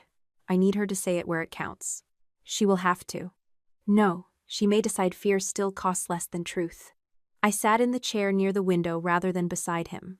I won't hold the confession privately for her. He nodded. And I am not canceling our trip, I added. We leave tomorrow unless an attorney tells us there is an immediate reason not to. That earned the first trace of warmth in his expression. Good. By late afternoon, Brianna's independent attorney contacted Maya and confirmed that she had scheduled a confidential consultation for Monday. No immunity had been offered. No sworn statement had been prepared. Raymond moved faster. At 4:40, Brianna forwarded her attorney a document Raymond had sent her from his personal email. The title was Proposed Family Confidentiality and Support Agreement. He offered to pay up to $25,000 toward independent criminal counsel, provide temporary living expenses, and hire a media attorney to protect Lucas's name. In return, Brianna would agree not to revise her prior statements, not to surrender personal devices or family emails voluntarily, and to support the claim that Elaine had acted alone. The agreement had arrived after Raymond received Maya's preservation notice. At 5:12, I received my own proposal. Raymond offered to reimburse the $22,000 Noah and I had spent on the wedding. Recommend a $50,000 grant to Second Chapter Initiative and issue a public statement welcoming Noah into the family. The conditions appeared on the second page. I had to withdraw every complaint involving Ward Foundation, request that Noah leave the Billboard campaign, return the repair order, and destroy all photographs, scans, and electronic copies derived from it. I forwarded the email, attachment, and headers to Maya without responding. She called less than 5 minutes later. The money is not the most dangerous part, she said. A settlement offer by itself is not proof of a crime. What is? The fact that he received a preservation notice, then instructed you in writing to destroy all copies. By Monday morning, Raymond had offered money to 3 women in exchange for 3 different versions of the truth. He wanted Elaine to swear she had moved and repaired the SUV without his knowledge. He wanted Brianna to preserve her old statement and support the claim that our mother acted alone. He wanted me to return the repair order, destroy every copy, remove Noah from the campaign, and call the matter settled. None of us had accepted. Brianna's attorney, Stephanie Cole, arranged the meeting at her office in downtown Columbus. Maya attended as my lawyer. Noah's civil rights attorney joined by secure video for the portion involving his former conviction, but Noah chose not to attend. This is not a family mediation, Stephanie said before anyone began. No immunity has been promised. Brianna is not signing a sworn statement today. We are creating a privileged attorney work product and determining what she may later disclose through the proper process. Because I was present, Brianna understood that anything she told me personally would not be protected by her attorney-client privilege. Stephanie asked twice whether she still wanted me in the room. Brianna looked exhausted. She wore no makeup, and the skin beneath her eyes was gray. She needs to hear it from me, she said. I did not thank her. Telling the truth after 14 years was necessary, but necessity was not generosity. Stephanie placed a recorder in the center of the table. Everyone consented to an internal recording that would remain with her office unless Brianna later authorized disclosure. Start with the key, Stephanie said. Brianna folded her hands so tightly that her knuckles whitened. I asked Tessa for the spare because I said my jacket was in the SUV. The jacket was there, but that wasn't why I wanted the key. What did you intend to do? Stephanie asked. Drive to a house outside town. Had you consumed alcohol? Yes. How much? I don't know exactly. I had a plastic cup. People kept adding things to it. She did not claim to remember the number of drinks, the exact time she left, or every turn she took. Stephanie used phone records and the old dispatch timeline to anchor the gaps instead of allowing Brianna to fill them with guesses. Brianna left my parents' house sometime between 10:40 and 10:50 that night. A tower record placed her phone near County Road 9 shortly before 11:45. I looked down when my phone lit up, she said. When I looked back, Daniel was near the shoulder. Did you see him before impact? Stephanie asked. Only for a second. What did you do after the collision? I stopped farther down the road. I got out. The headlight was broken, and the bumper was hanging loose. I walked back far enough to see someone on the ground. Did you approach him? No. Did you call emergency services? No. Her voice cracked, but Stephanie did not rescue her from the answer. Who did you call? My father. Raymond told her to drive to the abandoned county maintenance shed beside an old service road. He reached her within minutes in his personal car. He looked at the SUV first, Brianna said. He asked whether anyone had seen me. Then he took my phone and told me to sit in his car. Did he ask about Daniel? I said. Stephanie glanced at me but allowed the question. He asked whether the person moved. What did you say? I said I didn't know. And then? He told me he would handle it. Raymond drove Brianna home. Elaine took her upstairs through the side entrance, helped her change clothes, and placed the blouse she had been wearing in the laundry sink. Was there blood on it? Maya asked. I don't remember blood. There was dirt near the hem and something dark on one sleeve. Mom washed it before I saw it again. Raymond left the house with the spare key. Brianna saw him return before sunrise and place it inside the kitchen drawer. He told me that Noah had driven the SUV earlier, she said. He said the police would focus on him because of the fight with Daniel. Did he say Noah was innocent? Maya asked. He said innocence was not the same as being harmless. That sounded exactly like my father. He did not need to persuade himself that Noah had driven. He only needed to decide Noah was an acceptable person to blame. Brianna claimed Raymond initially told her Noah would be questioned, frightened, and probably offered a minor plea agreement. When Noah refused to confess, Raymond's explanation changed. He told Brianna that admitting the truth would send both daughters to prison because I had handed her the key. I believed him, she said. You chose to believe him, I replied. Her eyes lifted to mine. I was scared. So was Noah. I know, he was scared for 11 years. Stephanie interrupted before the conversation became an argument. Brianna, are you prepared to allow me to contact the special prosecutor's intake office and discuss a formal proffer? Brianna pressed a tissue beneath one eye. What happens to Lucas? No one in this room can promise a custody result, Stephanie said. A criminal admission does not automatically terminate parental rights, but your former husband may use it in existing proceedings. We will address that separately. You do not receive immunity by mentioning your child. Brianna turned back to me. If I do this officially, will you ever speak to me again? I had expected the question. It still hurt to hear it. You need to tell the truth because Noah and Daniel deserve an official record, I said. Not because you think a confession buys you a sister. So that is a no? It means I will decide our relationship after you stop using it as payment. She lowered her face. After another hour, Brianna authorized Stephanie to begin preparing a formal proffer. She did not sign a sworn statement that morning. Her attorney would first compare her account with phone records, the dispatch log, the repair documents, and any evidence preserved by the state. Maya and I left with no copy of the internal recording. We received only a signed acknowledgement that Brianna had retained independent counsel and authorized contact with the reviewing authorities. That was less dramatic than a confession across a dinner table. It was also more useful. Noah and I left for Hocking Hills that afternoon. We spent 3 days in a rented cabin surrounded by bare branches and early spring rain. I kept my phone on for calls from Maya, but I did not place it beside my plate during dinner or check it each time Noah walked into another room. We hiked one short trail after the rain stopped. Noah's knee stiffened on steep ground, so we turned back before the overlook. He did not apologize, and I did not tell him we could continue if he pushed harder. That night, We sat near the cabin window and listened to water strike the roof. "You told me about the meeting before organizing what I should think about it," he said. "I am trying. I noticed. I'm not asking that to erase the times I didn't. I know. Our marriage did not become stronger because the investigation disappeared. It became stronger because we stopped allowing every difficult truth to become an emergency one person had to control." We returned Thursday evening. The next morning, Maya and Noah's attorney met Gordon Pike at a commercial storage unit behind the building where his old repair shop had once operated. I did not attend. Gordon had agreed to provide access to counsel and an independent records technician, not to me or anyone connected to the Ward family. Maya later showed us photographs of collapsed cardboard boxes, water-stained ledgers, and bundles of yellow work orders fused together along their lower edges. Most of the records were unusable. A narrow section from the summer of 2011 had survived. The order numbers surrounding the blue carbon copy matched Gordon's sequence. A parts ledger listed a left headlamp assembly and bumper brackets under the same number.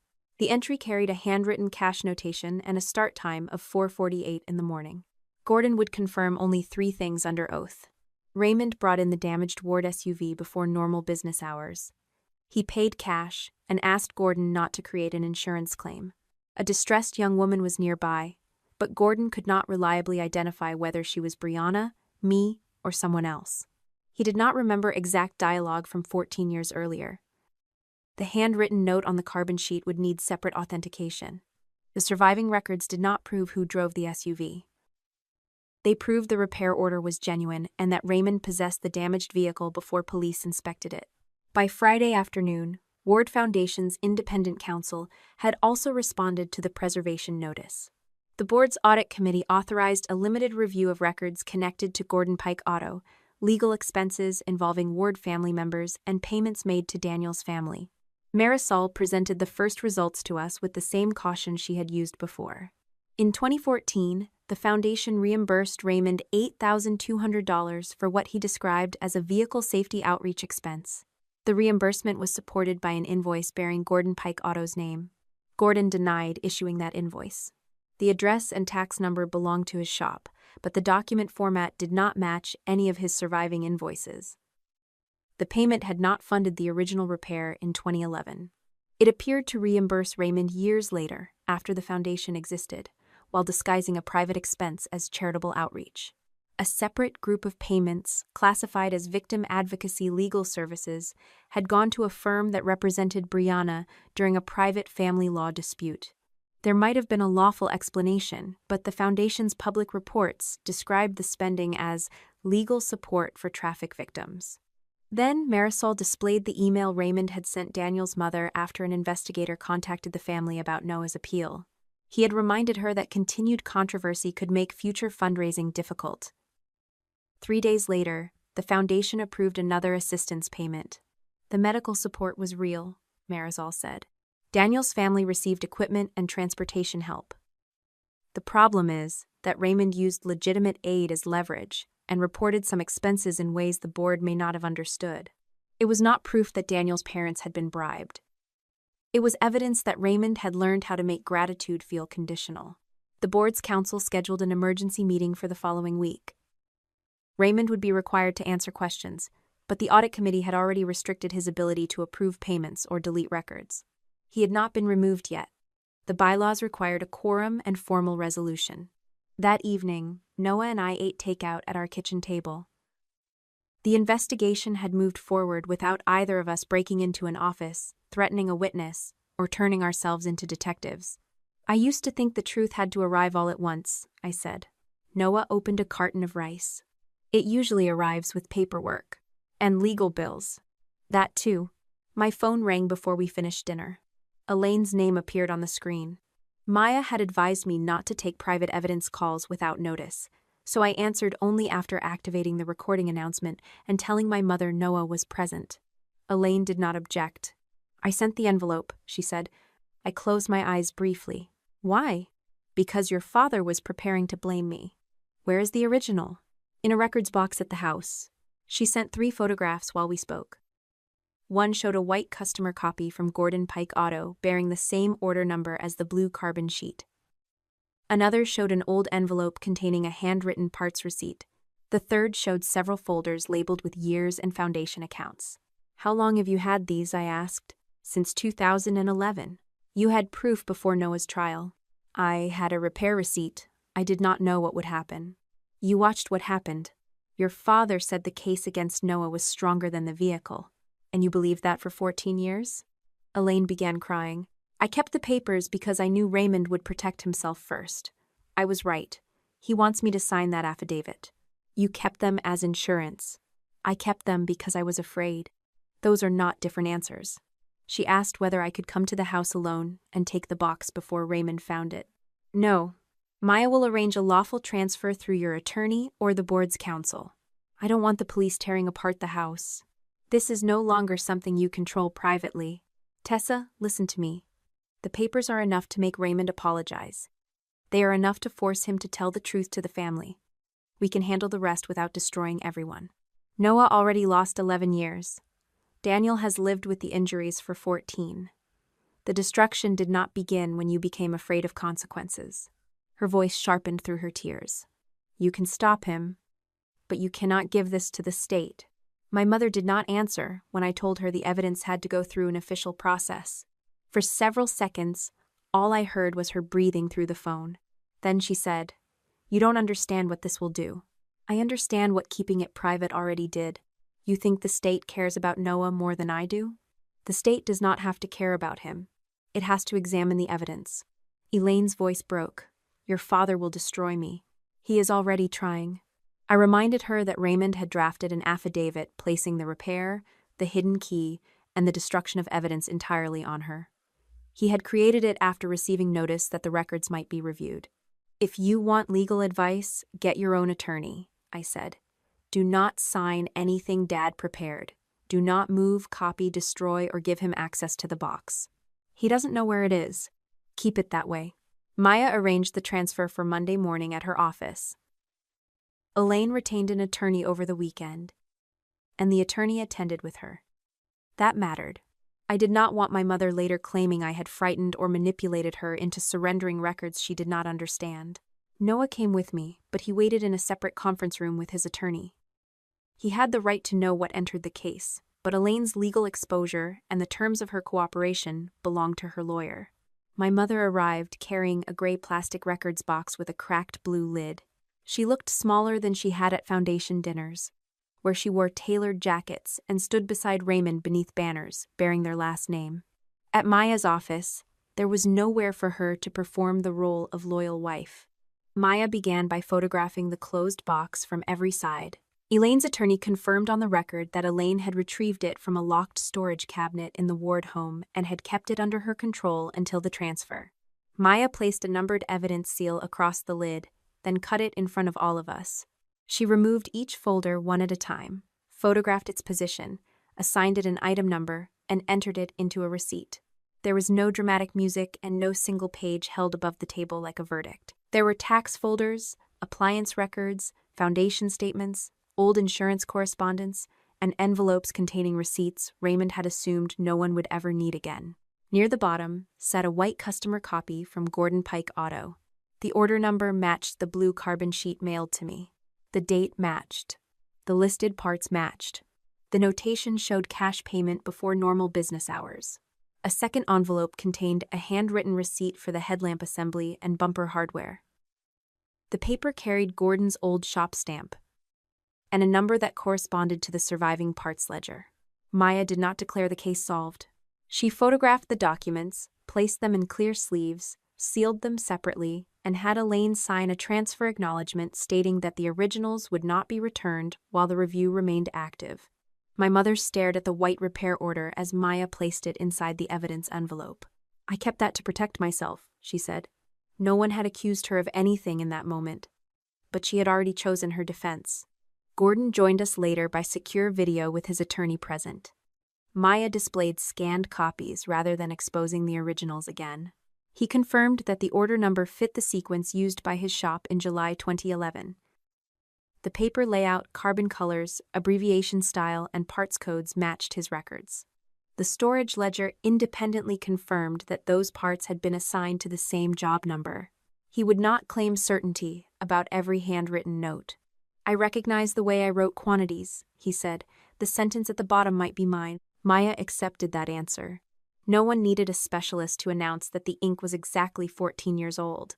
The order sequence, surviving ledger, shop format, parts records, Gordon's memory of Raymond arriving before dawn, and the matching white and blue copies supported one another. The evidence was stronger because no single person pretended to know more than he did. After Gordon disconnected, Elaine asked to speak with me. Her attorney remained in the room. Maya stayed as well. Noah did not attend because I refused to make him sit through my mother explaining why she had allowed him to remain in prison. Elaine folded her hands over her purse. "Your father called me from the maintenance shed," she said. "He told me Brianna had been in an accident." "Did he say Daniel was still beside the road?" "He said someone had been hurt." "What did you do?" "I waited by the side door." When he brought Brianna home, her clothes were dirty. She was crying and sick. "You helped her change." "Yes." "You washed the clothes." "Yes." "What happened to the key?" "Raymond took it. He returned it before you came downstairs." "Did you know he had taken the SUV to Gordon?" "Not until later that morning. He gave me the customer receipt and told me to file it somewhere safe."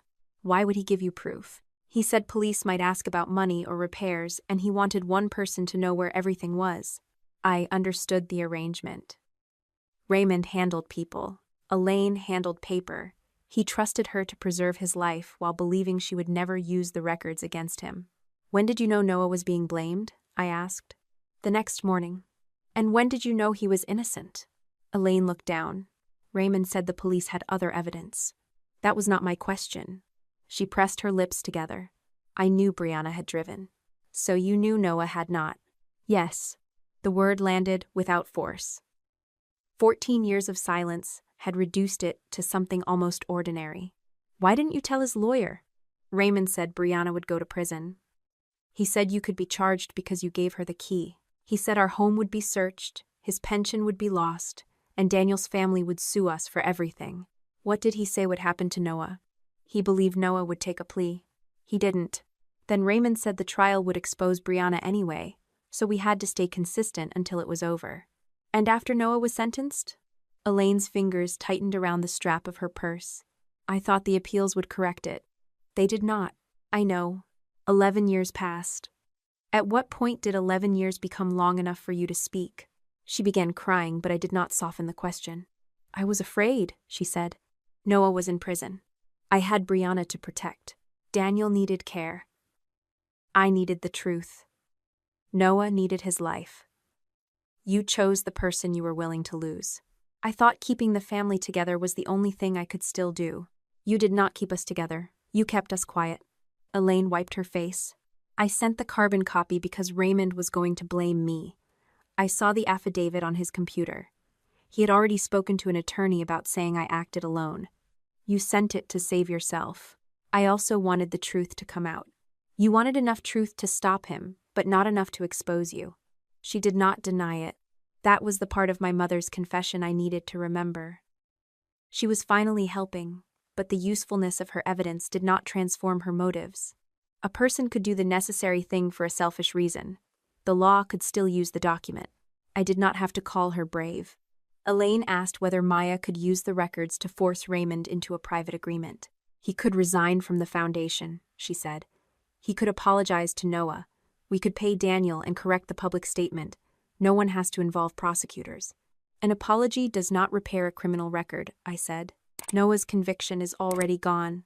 The record still does not say who drove, who repaired the vehicle, who pressured witnesses, or who tried to create new statements last week." Elaine looked toward Maya. "What if Raymond signs a confession?" "Then his attorney can decide where to submit it," Maya said. "This office is not negotiating the concealment of evidence." My mother turned back to me. "Do you want him in prison?" "I want the truth examined by people he cannot order around." "That is not an answer. It is the only answer I owe you." That afternoon, Maya completed a preliminary evidence packet. It contained authenticated copies of the repair documents, the surviving shop ledger, the CAD timeline, Raymond's recent destruction demand, the unsigned affidavit prepared for Elaine, and Brianna's counsel information. The earlier preservation notice had been a private legal demand sent to the family and foundation. The new packet went to a special prosecutor assigned outside Raymond's former professional network. Maya did not promise charges. She requested a formal review of the old cover-up and the recent attempts to influence witnesses and destroy records after notice of preservation. The special prosecutor acknowledged receipt that evening.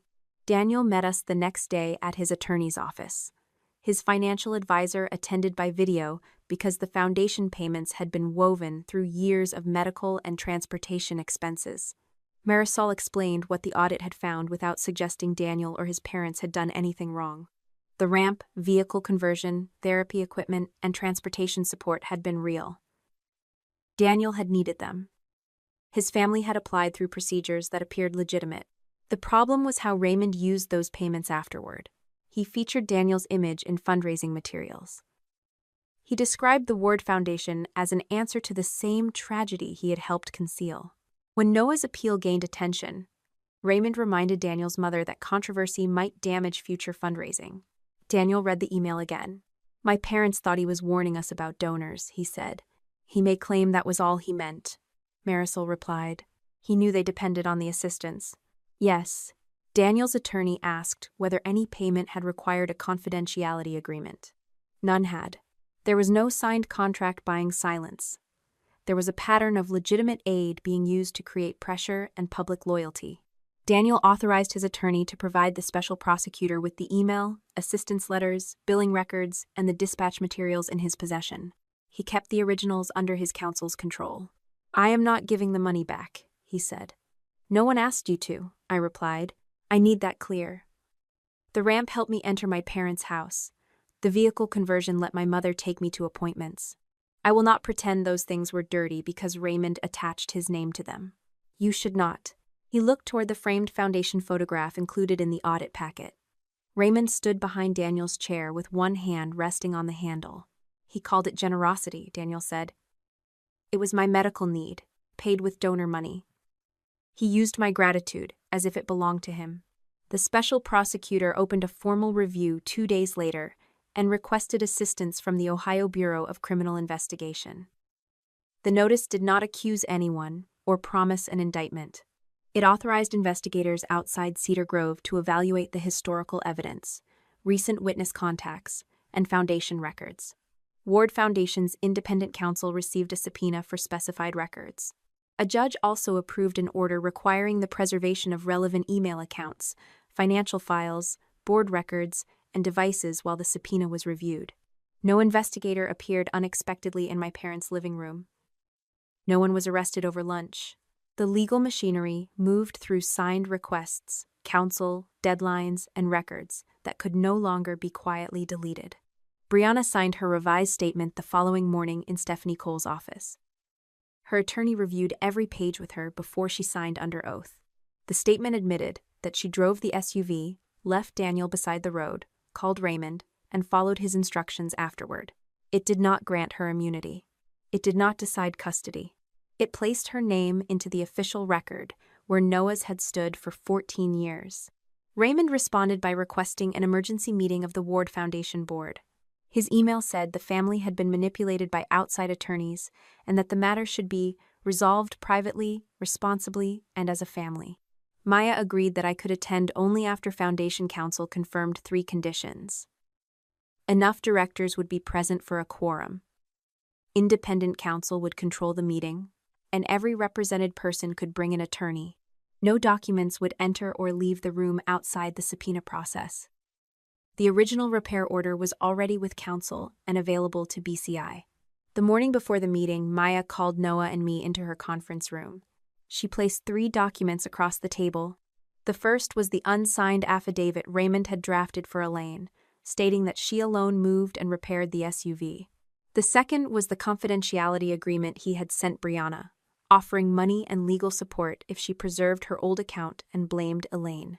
The third was the settlement proposal he had sent me, demanding that I destroy the repair copies and withdraw the complaints in exchange for money, a grant, and public acceptance of Noah. Maya aligned the dates at the top of each page. All 3 documents had been created after Raymond received notice to preserve evidence. "He told Elaine she acted alone," I said. "He told Brianna that Elaine acted alone," Noah replied. and he told me to erase the evidence that could prove neither version was true. Maya rested one finger beside the signatures and email headers. 3 stories, she said. They cannot all be true. The Ward Road Safety Foundation occupied the 2nd floor of a renovated brick building in downtown Cedar Grove. Raymond's name was etched into the glass beside the entrance, directly beneath the words integrity, service, community. By the time Noah and I arrived, an investigator from the Ohio Bureau of Criminal Investigation had already delivered the subpoena to the Foundation's independent counsel. A court-approved preservation order covered specified email accounts, financial files, board records, and devices. No one was allowed to delete or remove relevant material while counsel reviewed what the Foundation was legally required to produce. The original repair orders were not in my purse. Brianna's sworn statement was not in her hands. Maya had made sure every original document was already with the appropriate attorney or investigator. I carried only a folder of copies and the wedding invitation Raymond had once claimed he never received. Noah walked beside me but did not reach for my hand. We had agreed that he would not speak for me if Raymond attacked my role in the past. His silence would not mean abandonment. It would mean he trusted me to answer for myself. Daniel arrived with his attorney through the accessible entrance. He positioned his chair near the end of the conference table, where he could leave without asking anyone to move. He acknowledged Noah with a brief nod, then turned toward the windows. Elaine sat on the opposite side with her lawyer. She wore a navy jacket I recognized from Foundation galas, but she had not fastened the buttons correctly. Brianna sat 2 chairs away from her mother, with Stephanie Cole beside her. The distance between them looked deliberate. Raymond entered last. He wore a gray suit, a dark blue tie, and the small silver Foundation badge he usually pinned near his left lapel. He greeted the board members as if they were arriving for a donor presentation rather than an emergency meeting about his conduct. Margaret Ellis, the board chair, opened the session at 10 o'clock. 6 of the 8 directors were present, satisfying the quorum required under the bylaws. Independent board counsel sat beside her with the subpoena, preservation order, and proposed resolutions arranged in separate folders. Margaret stated that the meeting was not a criminal trial. The board would not determine guilt, impose legal punishment, or interfere with the special prosecutor's review. Its purpose was to decide whether Raymond should retain authority over the Foundation's staff, accounts, records, and public communications while the audit continued. Raymond smiled as though she had just confirmed his innocence. "Then perhaps we can approach this rationally," he said. Board counsel raised one hand. "You will have the opportunity to respond. Personal attacks, witness coaching, or attempts to negotiate the destruction or withholding of evidence will end your presentation." Raymond's smile narrowed. He opened a leather folder and distributed a document titled Family and Community Resolution Proposal. "I have spent 14 years supporting Daniel Mercer and promoting safer roads," he began. "Now personal grievances are being used to dismantle work that has helped hundreds of people." Daniel looked at the printed proposal, but did not pick it up. Raymond continued in the calm voice that had convinced rooms full of donors he was the most reasonable person present. He offered to issue a public statement accepting Noah as my husband. He would recommend a substantial grant to Second Chapter Initiative, create a long-term medical support fund for Daniel, and pay for independent counseling for every member of the Ward family. In exchange, Noah and I would withdraw our complaints against the Foundation.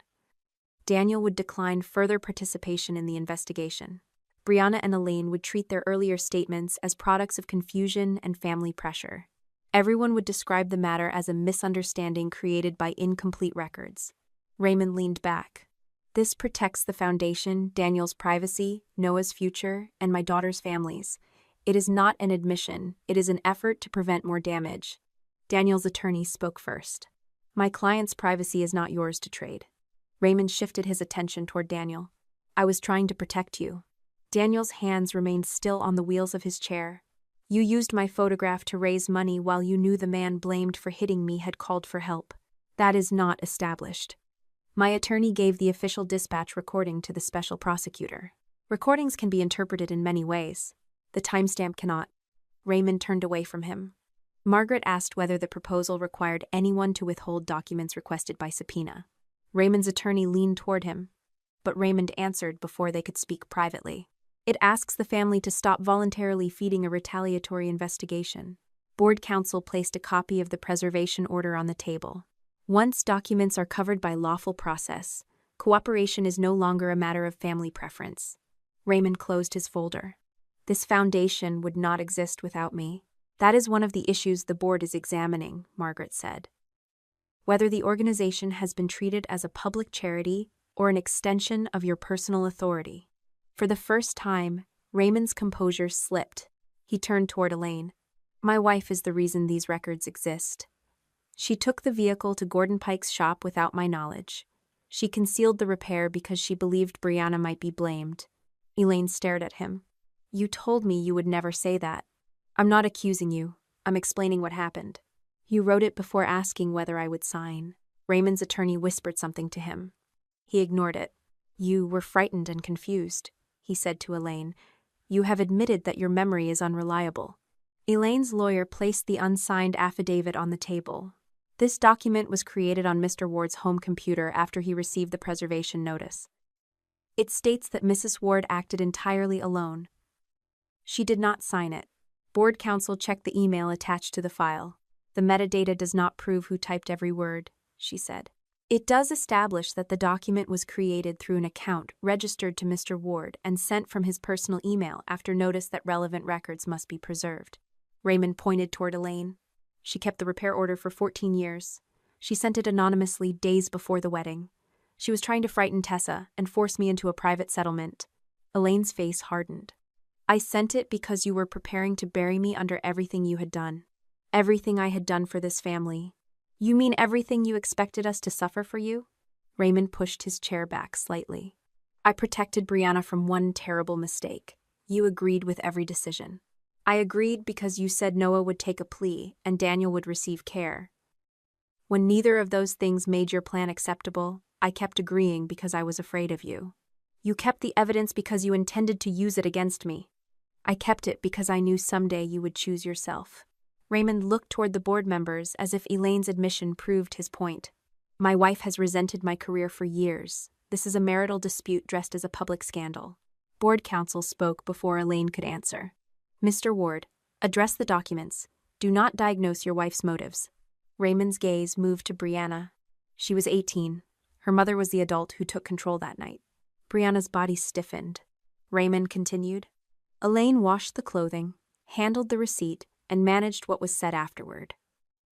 Brianna was a terrified child following her mother's instructions. Stephanie Cole opened a sealed legal envelope.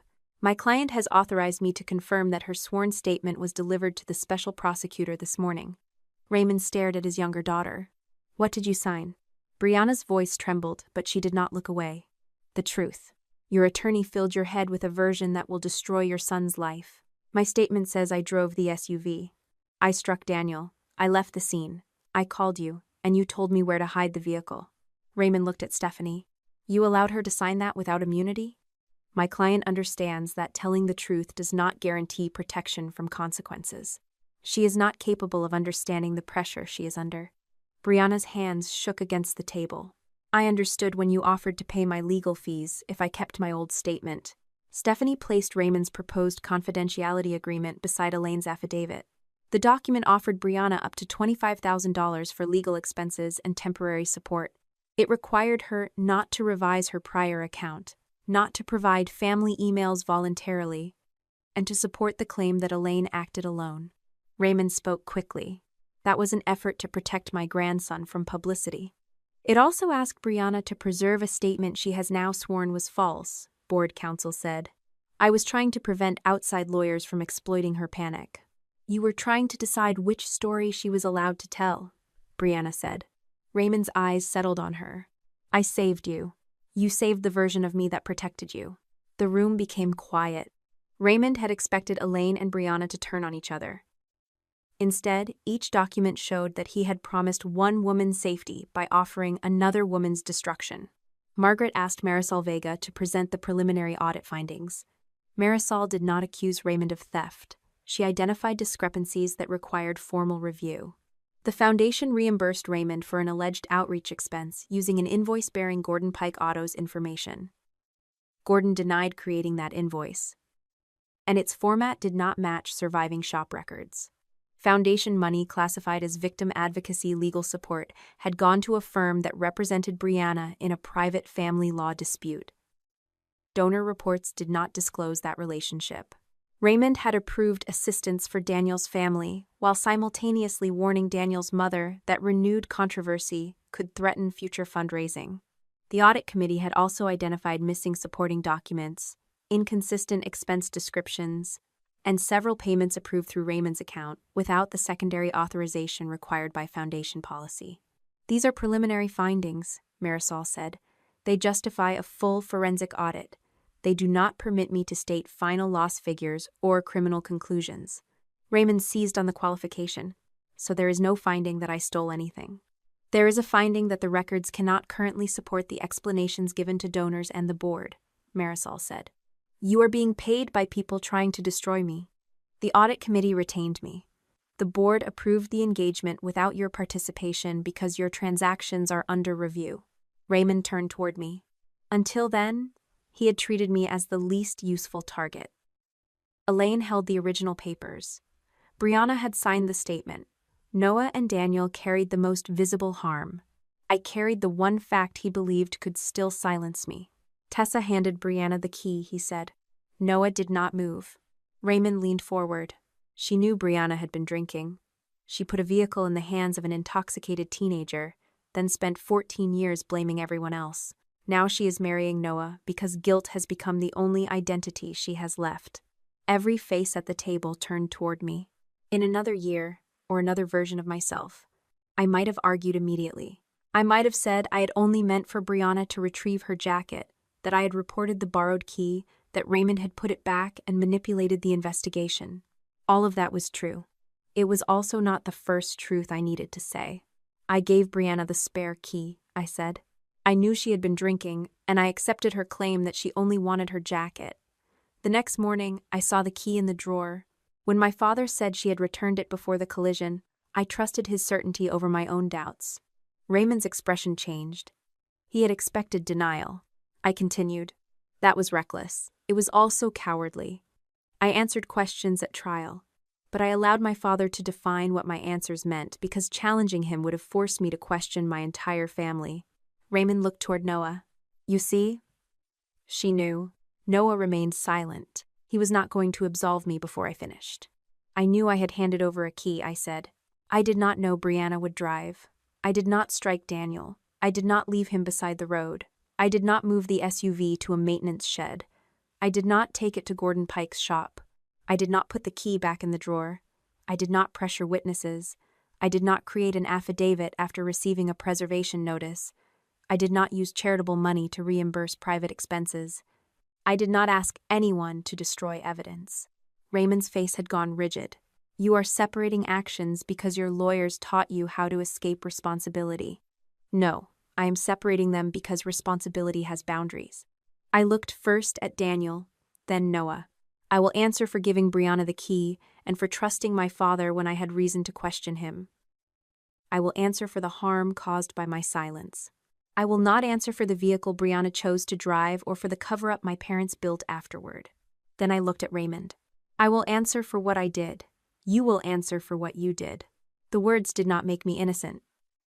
That was why they worked. Raymond had spent years using shame as a leash. He could control anyone who needed him to declare them blameless. The moment I stopped asking for that declaration, he lost the strongest weapon he had against me. He turned to Noah. "She failed you. You know that." Noah's voice was quiet. "Yes." The answer struck harder than a defense would have. Raymond almost smiled. Then Noah continued. "She told the truth before it protected her. You only tell the truth when you think it will destroy someone else." Raymond looked toward Daniel. "You accepted years of support from my foundation." Daniel met his gaze. "I needed a ramp. I needed transportation. I did not sell you my memory." Raymond turned to Elaine. She lowered her eyes but did not reach for him. He looked at Brianna. She sat beside her attorney with tears on her face and her signed statement already beyond his reach. For the first time that morning, Raymond appeared to understand that no one in the room intended to die in his place. Margaret called for the board to enter executive session. Raymond and his attorney were asked to wait in a smaller conference room. The affected parties remained outside, while the directors reviewed the audit committee's recommendation, the preservation order, the subpoena, and the foundation's bylaws. No one celebrated. Daniel left with his attorney before the vote. Brianna sat near the elevator. Elaine stood by the window and watched traffic move below us. Noah and I waited side by side without discussing my admission. 37 minutes later, the doors reopened. The board had voted 5-1 to suspend Raymond immediately from all officer and executive functions pending completion of the audit and external investigation. One director abstained because of a prior business relationship with him. The resolution revoked Raymond's authority to approve payments, access foundation systems, contact staff on behalf of the organization, or issue public statements through its accounts. Independent counsel would supervise compliance with the subpoena and preservation order. Margaret read the final paragraph without raising her voice. Mr. Ward, you are required to surrender your office access badge, electronic authentication device, and all physical keys belonging to the foundation. Raymond stood at the end of the table. His eyes moved from Elaine to Brianna, then to me, as though one of us might object, soften the result, or remind the board who he had once been. No one spoke. He removed the silver badge from his lapel and placed it beside the resolution. Then he took the access card and 2 brass keys from his pocket. The keys struck the table with a small, ordinary sound. For 14 years, my father had controlled our family by deciding who carried the blame and who was allowed to leave the room untouched. That morning, he walked out alone. I am telling this story on July 29, 2026, 15 months after Raymond Ward placed his foundation badge and office keys on a conference table and walked out without anyone following him. His suspension was immediate. Justice was not. For the next several months, the investigation moved through interviews, subpoenas, financial records, device examinations, and lawyers who refused to promise results before the evidence had been tested. Noah and I returned to work. We attended counseling. We paid our legal bills in monthly installments and learned not to treat every unknown number on my phone as an emergency. The Ohio Bureau of Criminal Investigation verified the dispatch records, Gordon Pike's shop ledger, the white repair order Elaine had preserved, and the blue carbon copy she had mailed to me. Investigators confirmed that Raymond had possessed the damaged SUV before police officially connected it to Daniel's injuries. They also examined the actions Raymond had taken after receiving the preservation notice. The affidavit he drafted for Elaine placed the entire repair and concealment on her. The agreement he sent Brianna offered legal fees and living expenses if she maintained a statement she had since admitted was false. The proposal he sent me demanded the destruction of repair order copies in exchange for money, a charitable grant, and public acceptance of my marriage. His lawyers argued that he had been attempting to settle a family dispute. The special prosecutor focused on something narrower. Raymond knew records were being preserved for possible official review, yet he created conflicting accounts, pressured witnesses to maintain false versions, and instructed me in writing to destroy copies of evidence. The original cover-up explained his motive. His recent conduct created the clearest path to consequences. Elaine gave 3 interviews with her attorney present. Brianna completed a formal proffer and later testified before a grand jury. Gordon refused to exaggerate what he remembered, which made the records he could authenticate more credible. Daniel released the dispatch call and foundation correspondence through his attorney. I was interviewed twice. During the second interview, the special prosecutor asked why I had handed Brianna the spare key when I knew she had been drinking. I answered the same way I had answered Raymond at the board meeting. I had believed she wanted her jacket. I had been reckless. I had allowed my father's certainty to override my doubts the following morning. I had not known she would drive, but I had played a part in creating the opportunity. No one told me that admitting my mistake made the rest of the evidence worthless. Raymond had trained us to believe responsibility was an all-or-nothing contest. If one person admitted fault, everyone else could escape through the opening. The investigators did not work that way. They separated choices, dates, actions, and intentions. Brianna took the key and drove. Raymond moved and repaired the vehicle, shaped testimony, and protected the lie. Elaine washed the clothing, preserved the documents, and remained silent. I handed over the key and later trusted my father when I should have challenged him. Each action remained attached to the person who performed it.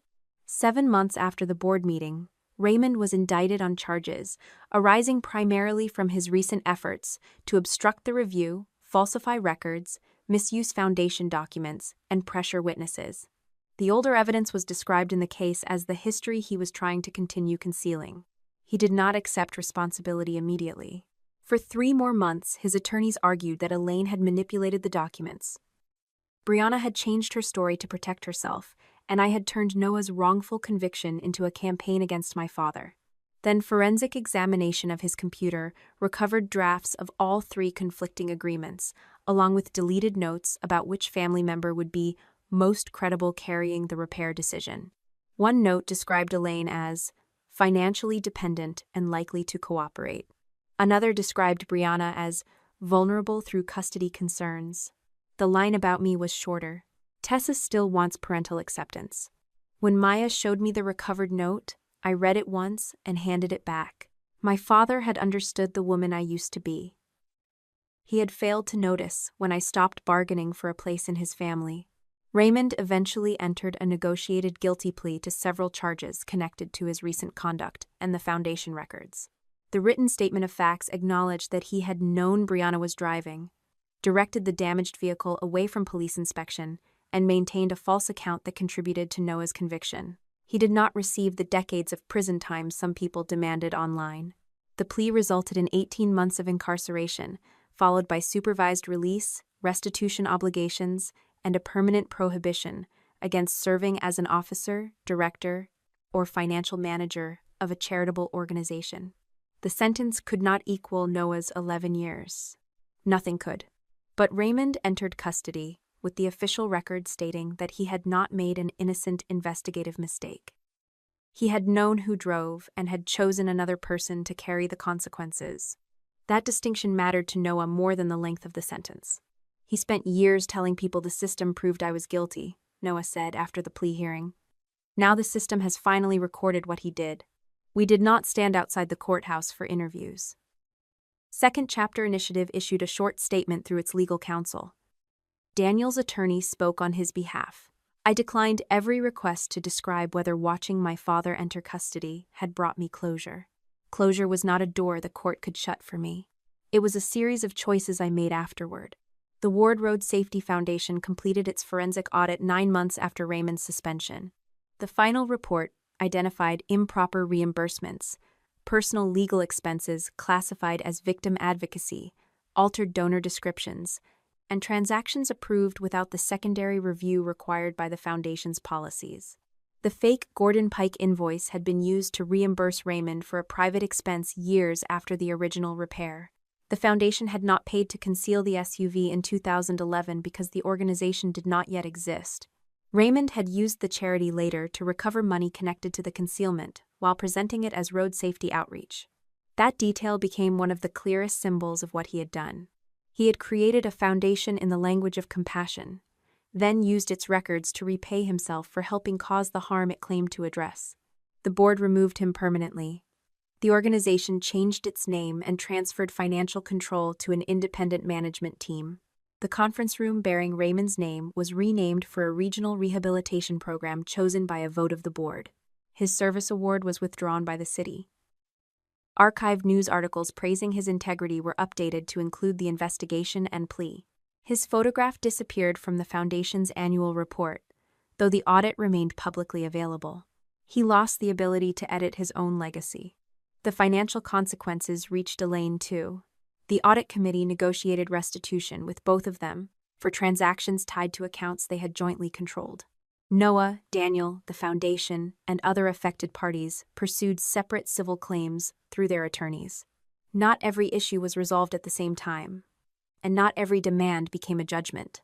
Raymond and Elaine sold the large house voluntarily after legal fees, restitution obligations, and settlement payments made, keeping it impractical. The sale proceeds went into escrow while lawyers determined mortgage balances, ownership interests, and the amounts due under the agreements. No one arrived with new locks and ordered Elaine into the street. The house did not disappear in a single afternoon. It was listed, inspected, sold, and emptied over several months. Elaine moved into a 1-bedroom apartment near the medical center, She and Raymond were legally separated by then, but their divorce was not final.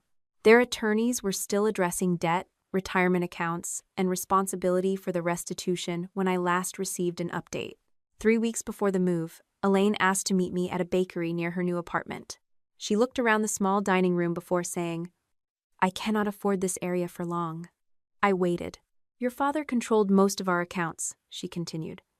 "My attorney says I may not have access to everything until the divorce is settled. What are you asking me?" She lowered her voice. "I thought I could stay with you and Noah for a few months." I did not need time to consider it. "No."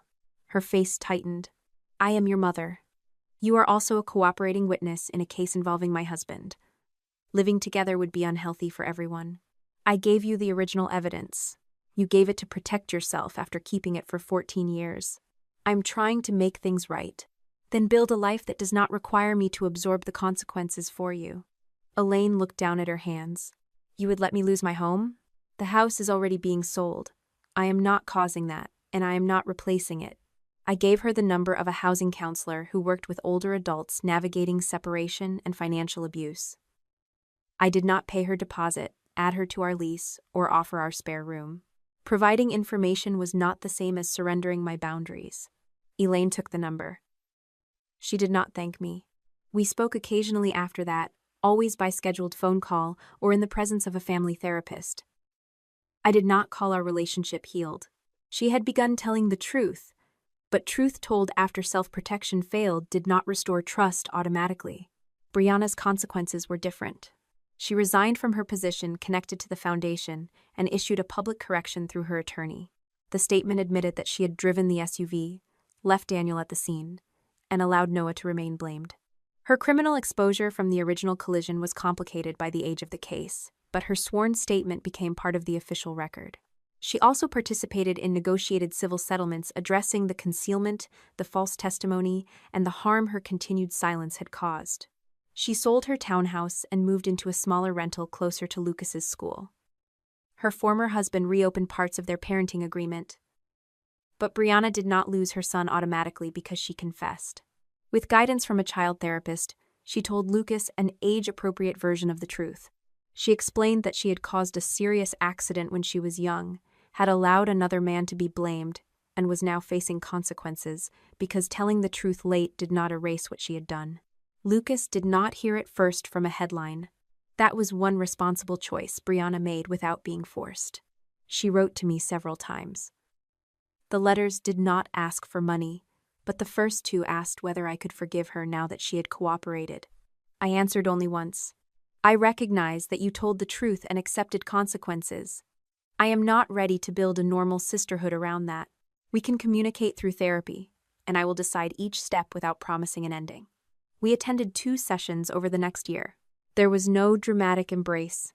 Brianna apologized without asking me to tell her she had been controlled by Raymond. I listened without calling her irredeemable or innocent. Our relationship remained limited, which was more honest than a reunion created to make other people comfortable. Daniel's civil settlement was structured around the foundation's misuse of his medical story, concealed records, and the financial leverage Raymond had exercised through charitable assistance. His attorneys negotiated a voluntary payment placed in a professionally managed trust for long-term care, transportation, equipment replacement, and housing accessibility. Daniel did not return the legitimate assistance his family had received. The audit made clear that he had qualified for that help and had not participated in the false reporting. He also refused invitations that described him as Noah's new friend. They were not friends. They appeared together once at a second chapter panel about what happens when an official record changes. Daniel spoke about being turned into a symbol by prosecutors, charities, and journalists. Noah spoke about the expectation that a person must be flawless before the public accepts that a conviction was wrong. When the moderator asked whether they had forgiven each other, Daniel answered first. "Noah apologized for hitting me. I accepted that apology. That is not the same as pretending every part of the past has been repaired." Noah nodded. "I can live with the truth being smaller than a perfect ending." After the event, they shook hands and left in different cars. Noah's wrongful imprisonment compensation claim was still moving through the required process when I began telling this story. His lawyers had completed the eligibility stage and submitted the compensation materials, but no payment had arrived. We did not spend money that existed only in a legal estimate. Second Chapter Initiative promoted Noah to oversee 2 job training programs. He continued therapy. Some nights he still woke before dawn and checked the locks even though no guard was coming through the door. Marriage did not cure that. It gave him someone who asked before turning on the light. My own settlement was much smaller than the numbers attached to Noah's and Daniel's claims. Raymond and the foundation's insurer reimbursed part of my legal expenses and resolved a claim tied to the false statement that I had handed the key to Noah after watching him drink and threaten Daniel. Noah and I did not donate all of it to prove we were better people. We paid our remaining legal debt. We built an emergency fund large enough to cover 6 months of expenses. We opened a savings account for a future down payment on a modest house. We contributed a smaller amount to the vocational program where I worked, specifically for transportation vouchers and certification fees. Helping others did not require us to remain financially vulnerable. 2 weeks before Raymond entered custody, he sent me one final message. "You destroyed this family for money and attention." I did not correct him. I did not send the audit, the plea agreement, or a photograph of the wedding invitation.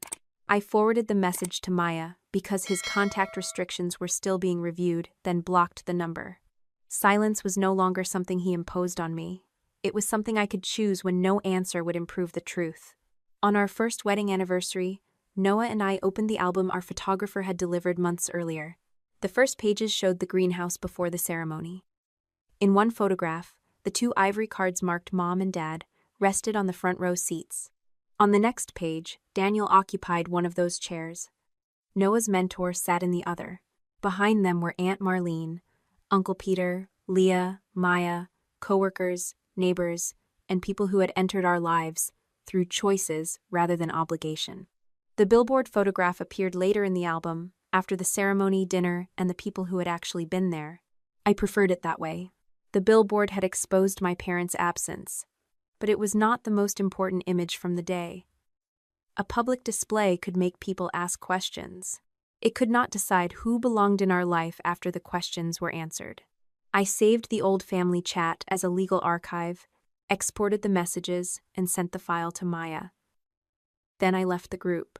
I did not post a farewell. By July, the downtown Billboard had changed several times. When Noah and I drove past it on our way to visit the small house we were considering buying, it displayed an advertisement for a dental practice. Noah glanced up at it. "Do you miss seeing our faces there?" "No, not even a little. I like our faces better where we can see each other." He smiled and kept driving. The past did not disappear when Raymond lost his foundation, his house, his freedom, and the family members who once protected him. Noah did not receive 11 years back. Daniel did not wake in the body he had before the collision. My admission about the key did not become harmless because I finally made it honestly. But the past no longer controlled every chair at my table. My father had built his power by deciding who would carry shame for everyone else. He lost that power when each of us accepted our own part and refused to carry his. In the final photograph of our wedding album, Noah and I stood at the greenhouse exit, surrounded by the people who had stayed until the lights came on. There were no empty chairs visible behind us, only the people who had chosen to show up. You may not be responsible for every wrong done around you, but you are responsible for what you choose once you know the truth. Protecting family should never mean hiding evidence, blaming an innocent person, or carrying someone else's consequences. You can admit your own mistakes without accepting guilt that belongs to others. Set boundaries, document facts, seek proper legal help, and let accountability follow the person who caused the harm. Real strength is not avoiding shame. It is facing the truth before fear controls another life. Subscribe to the channel for more stories about courage, justice, and hard-earned freedom.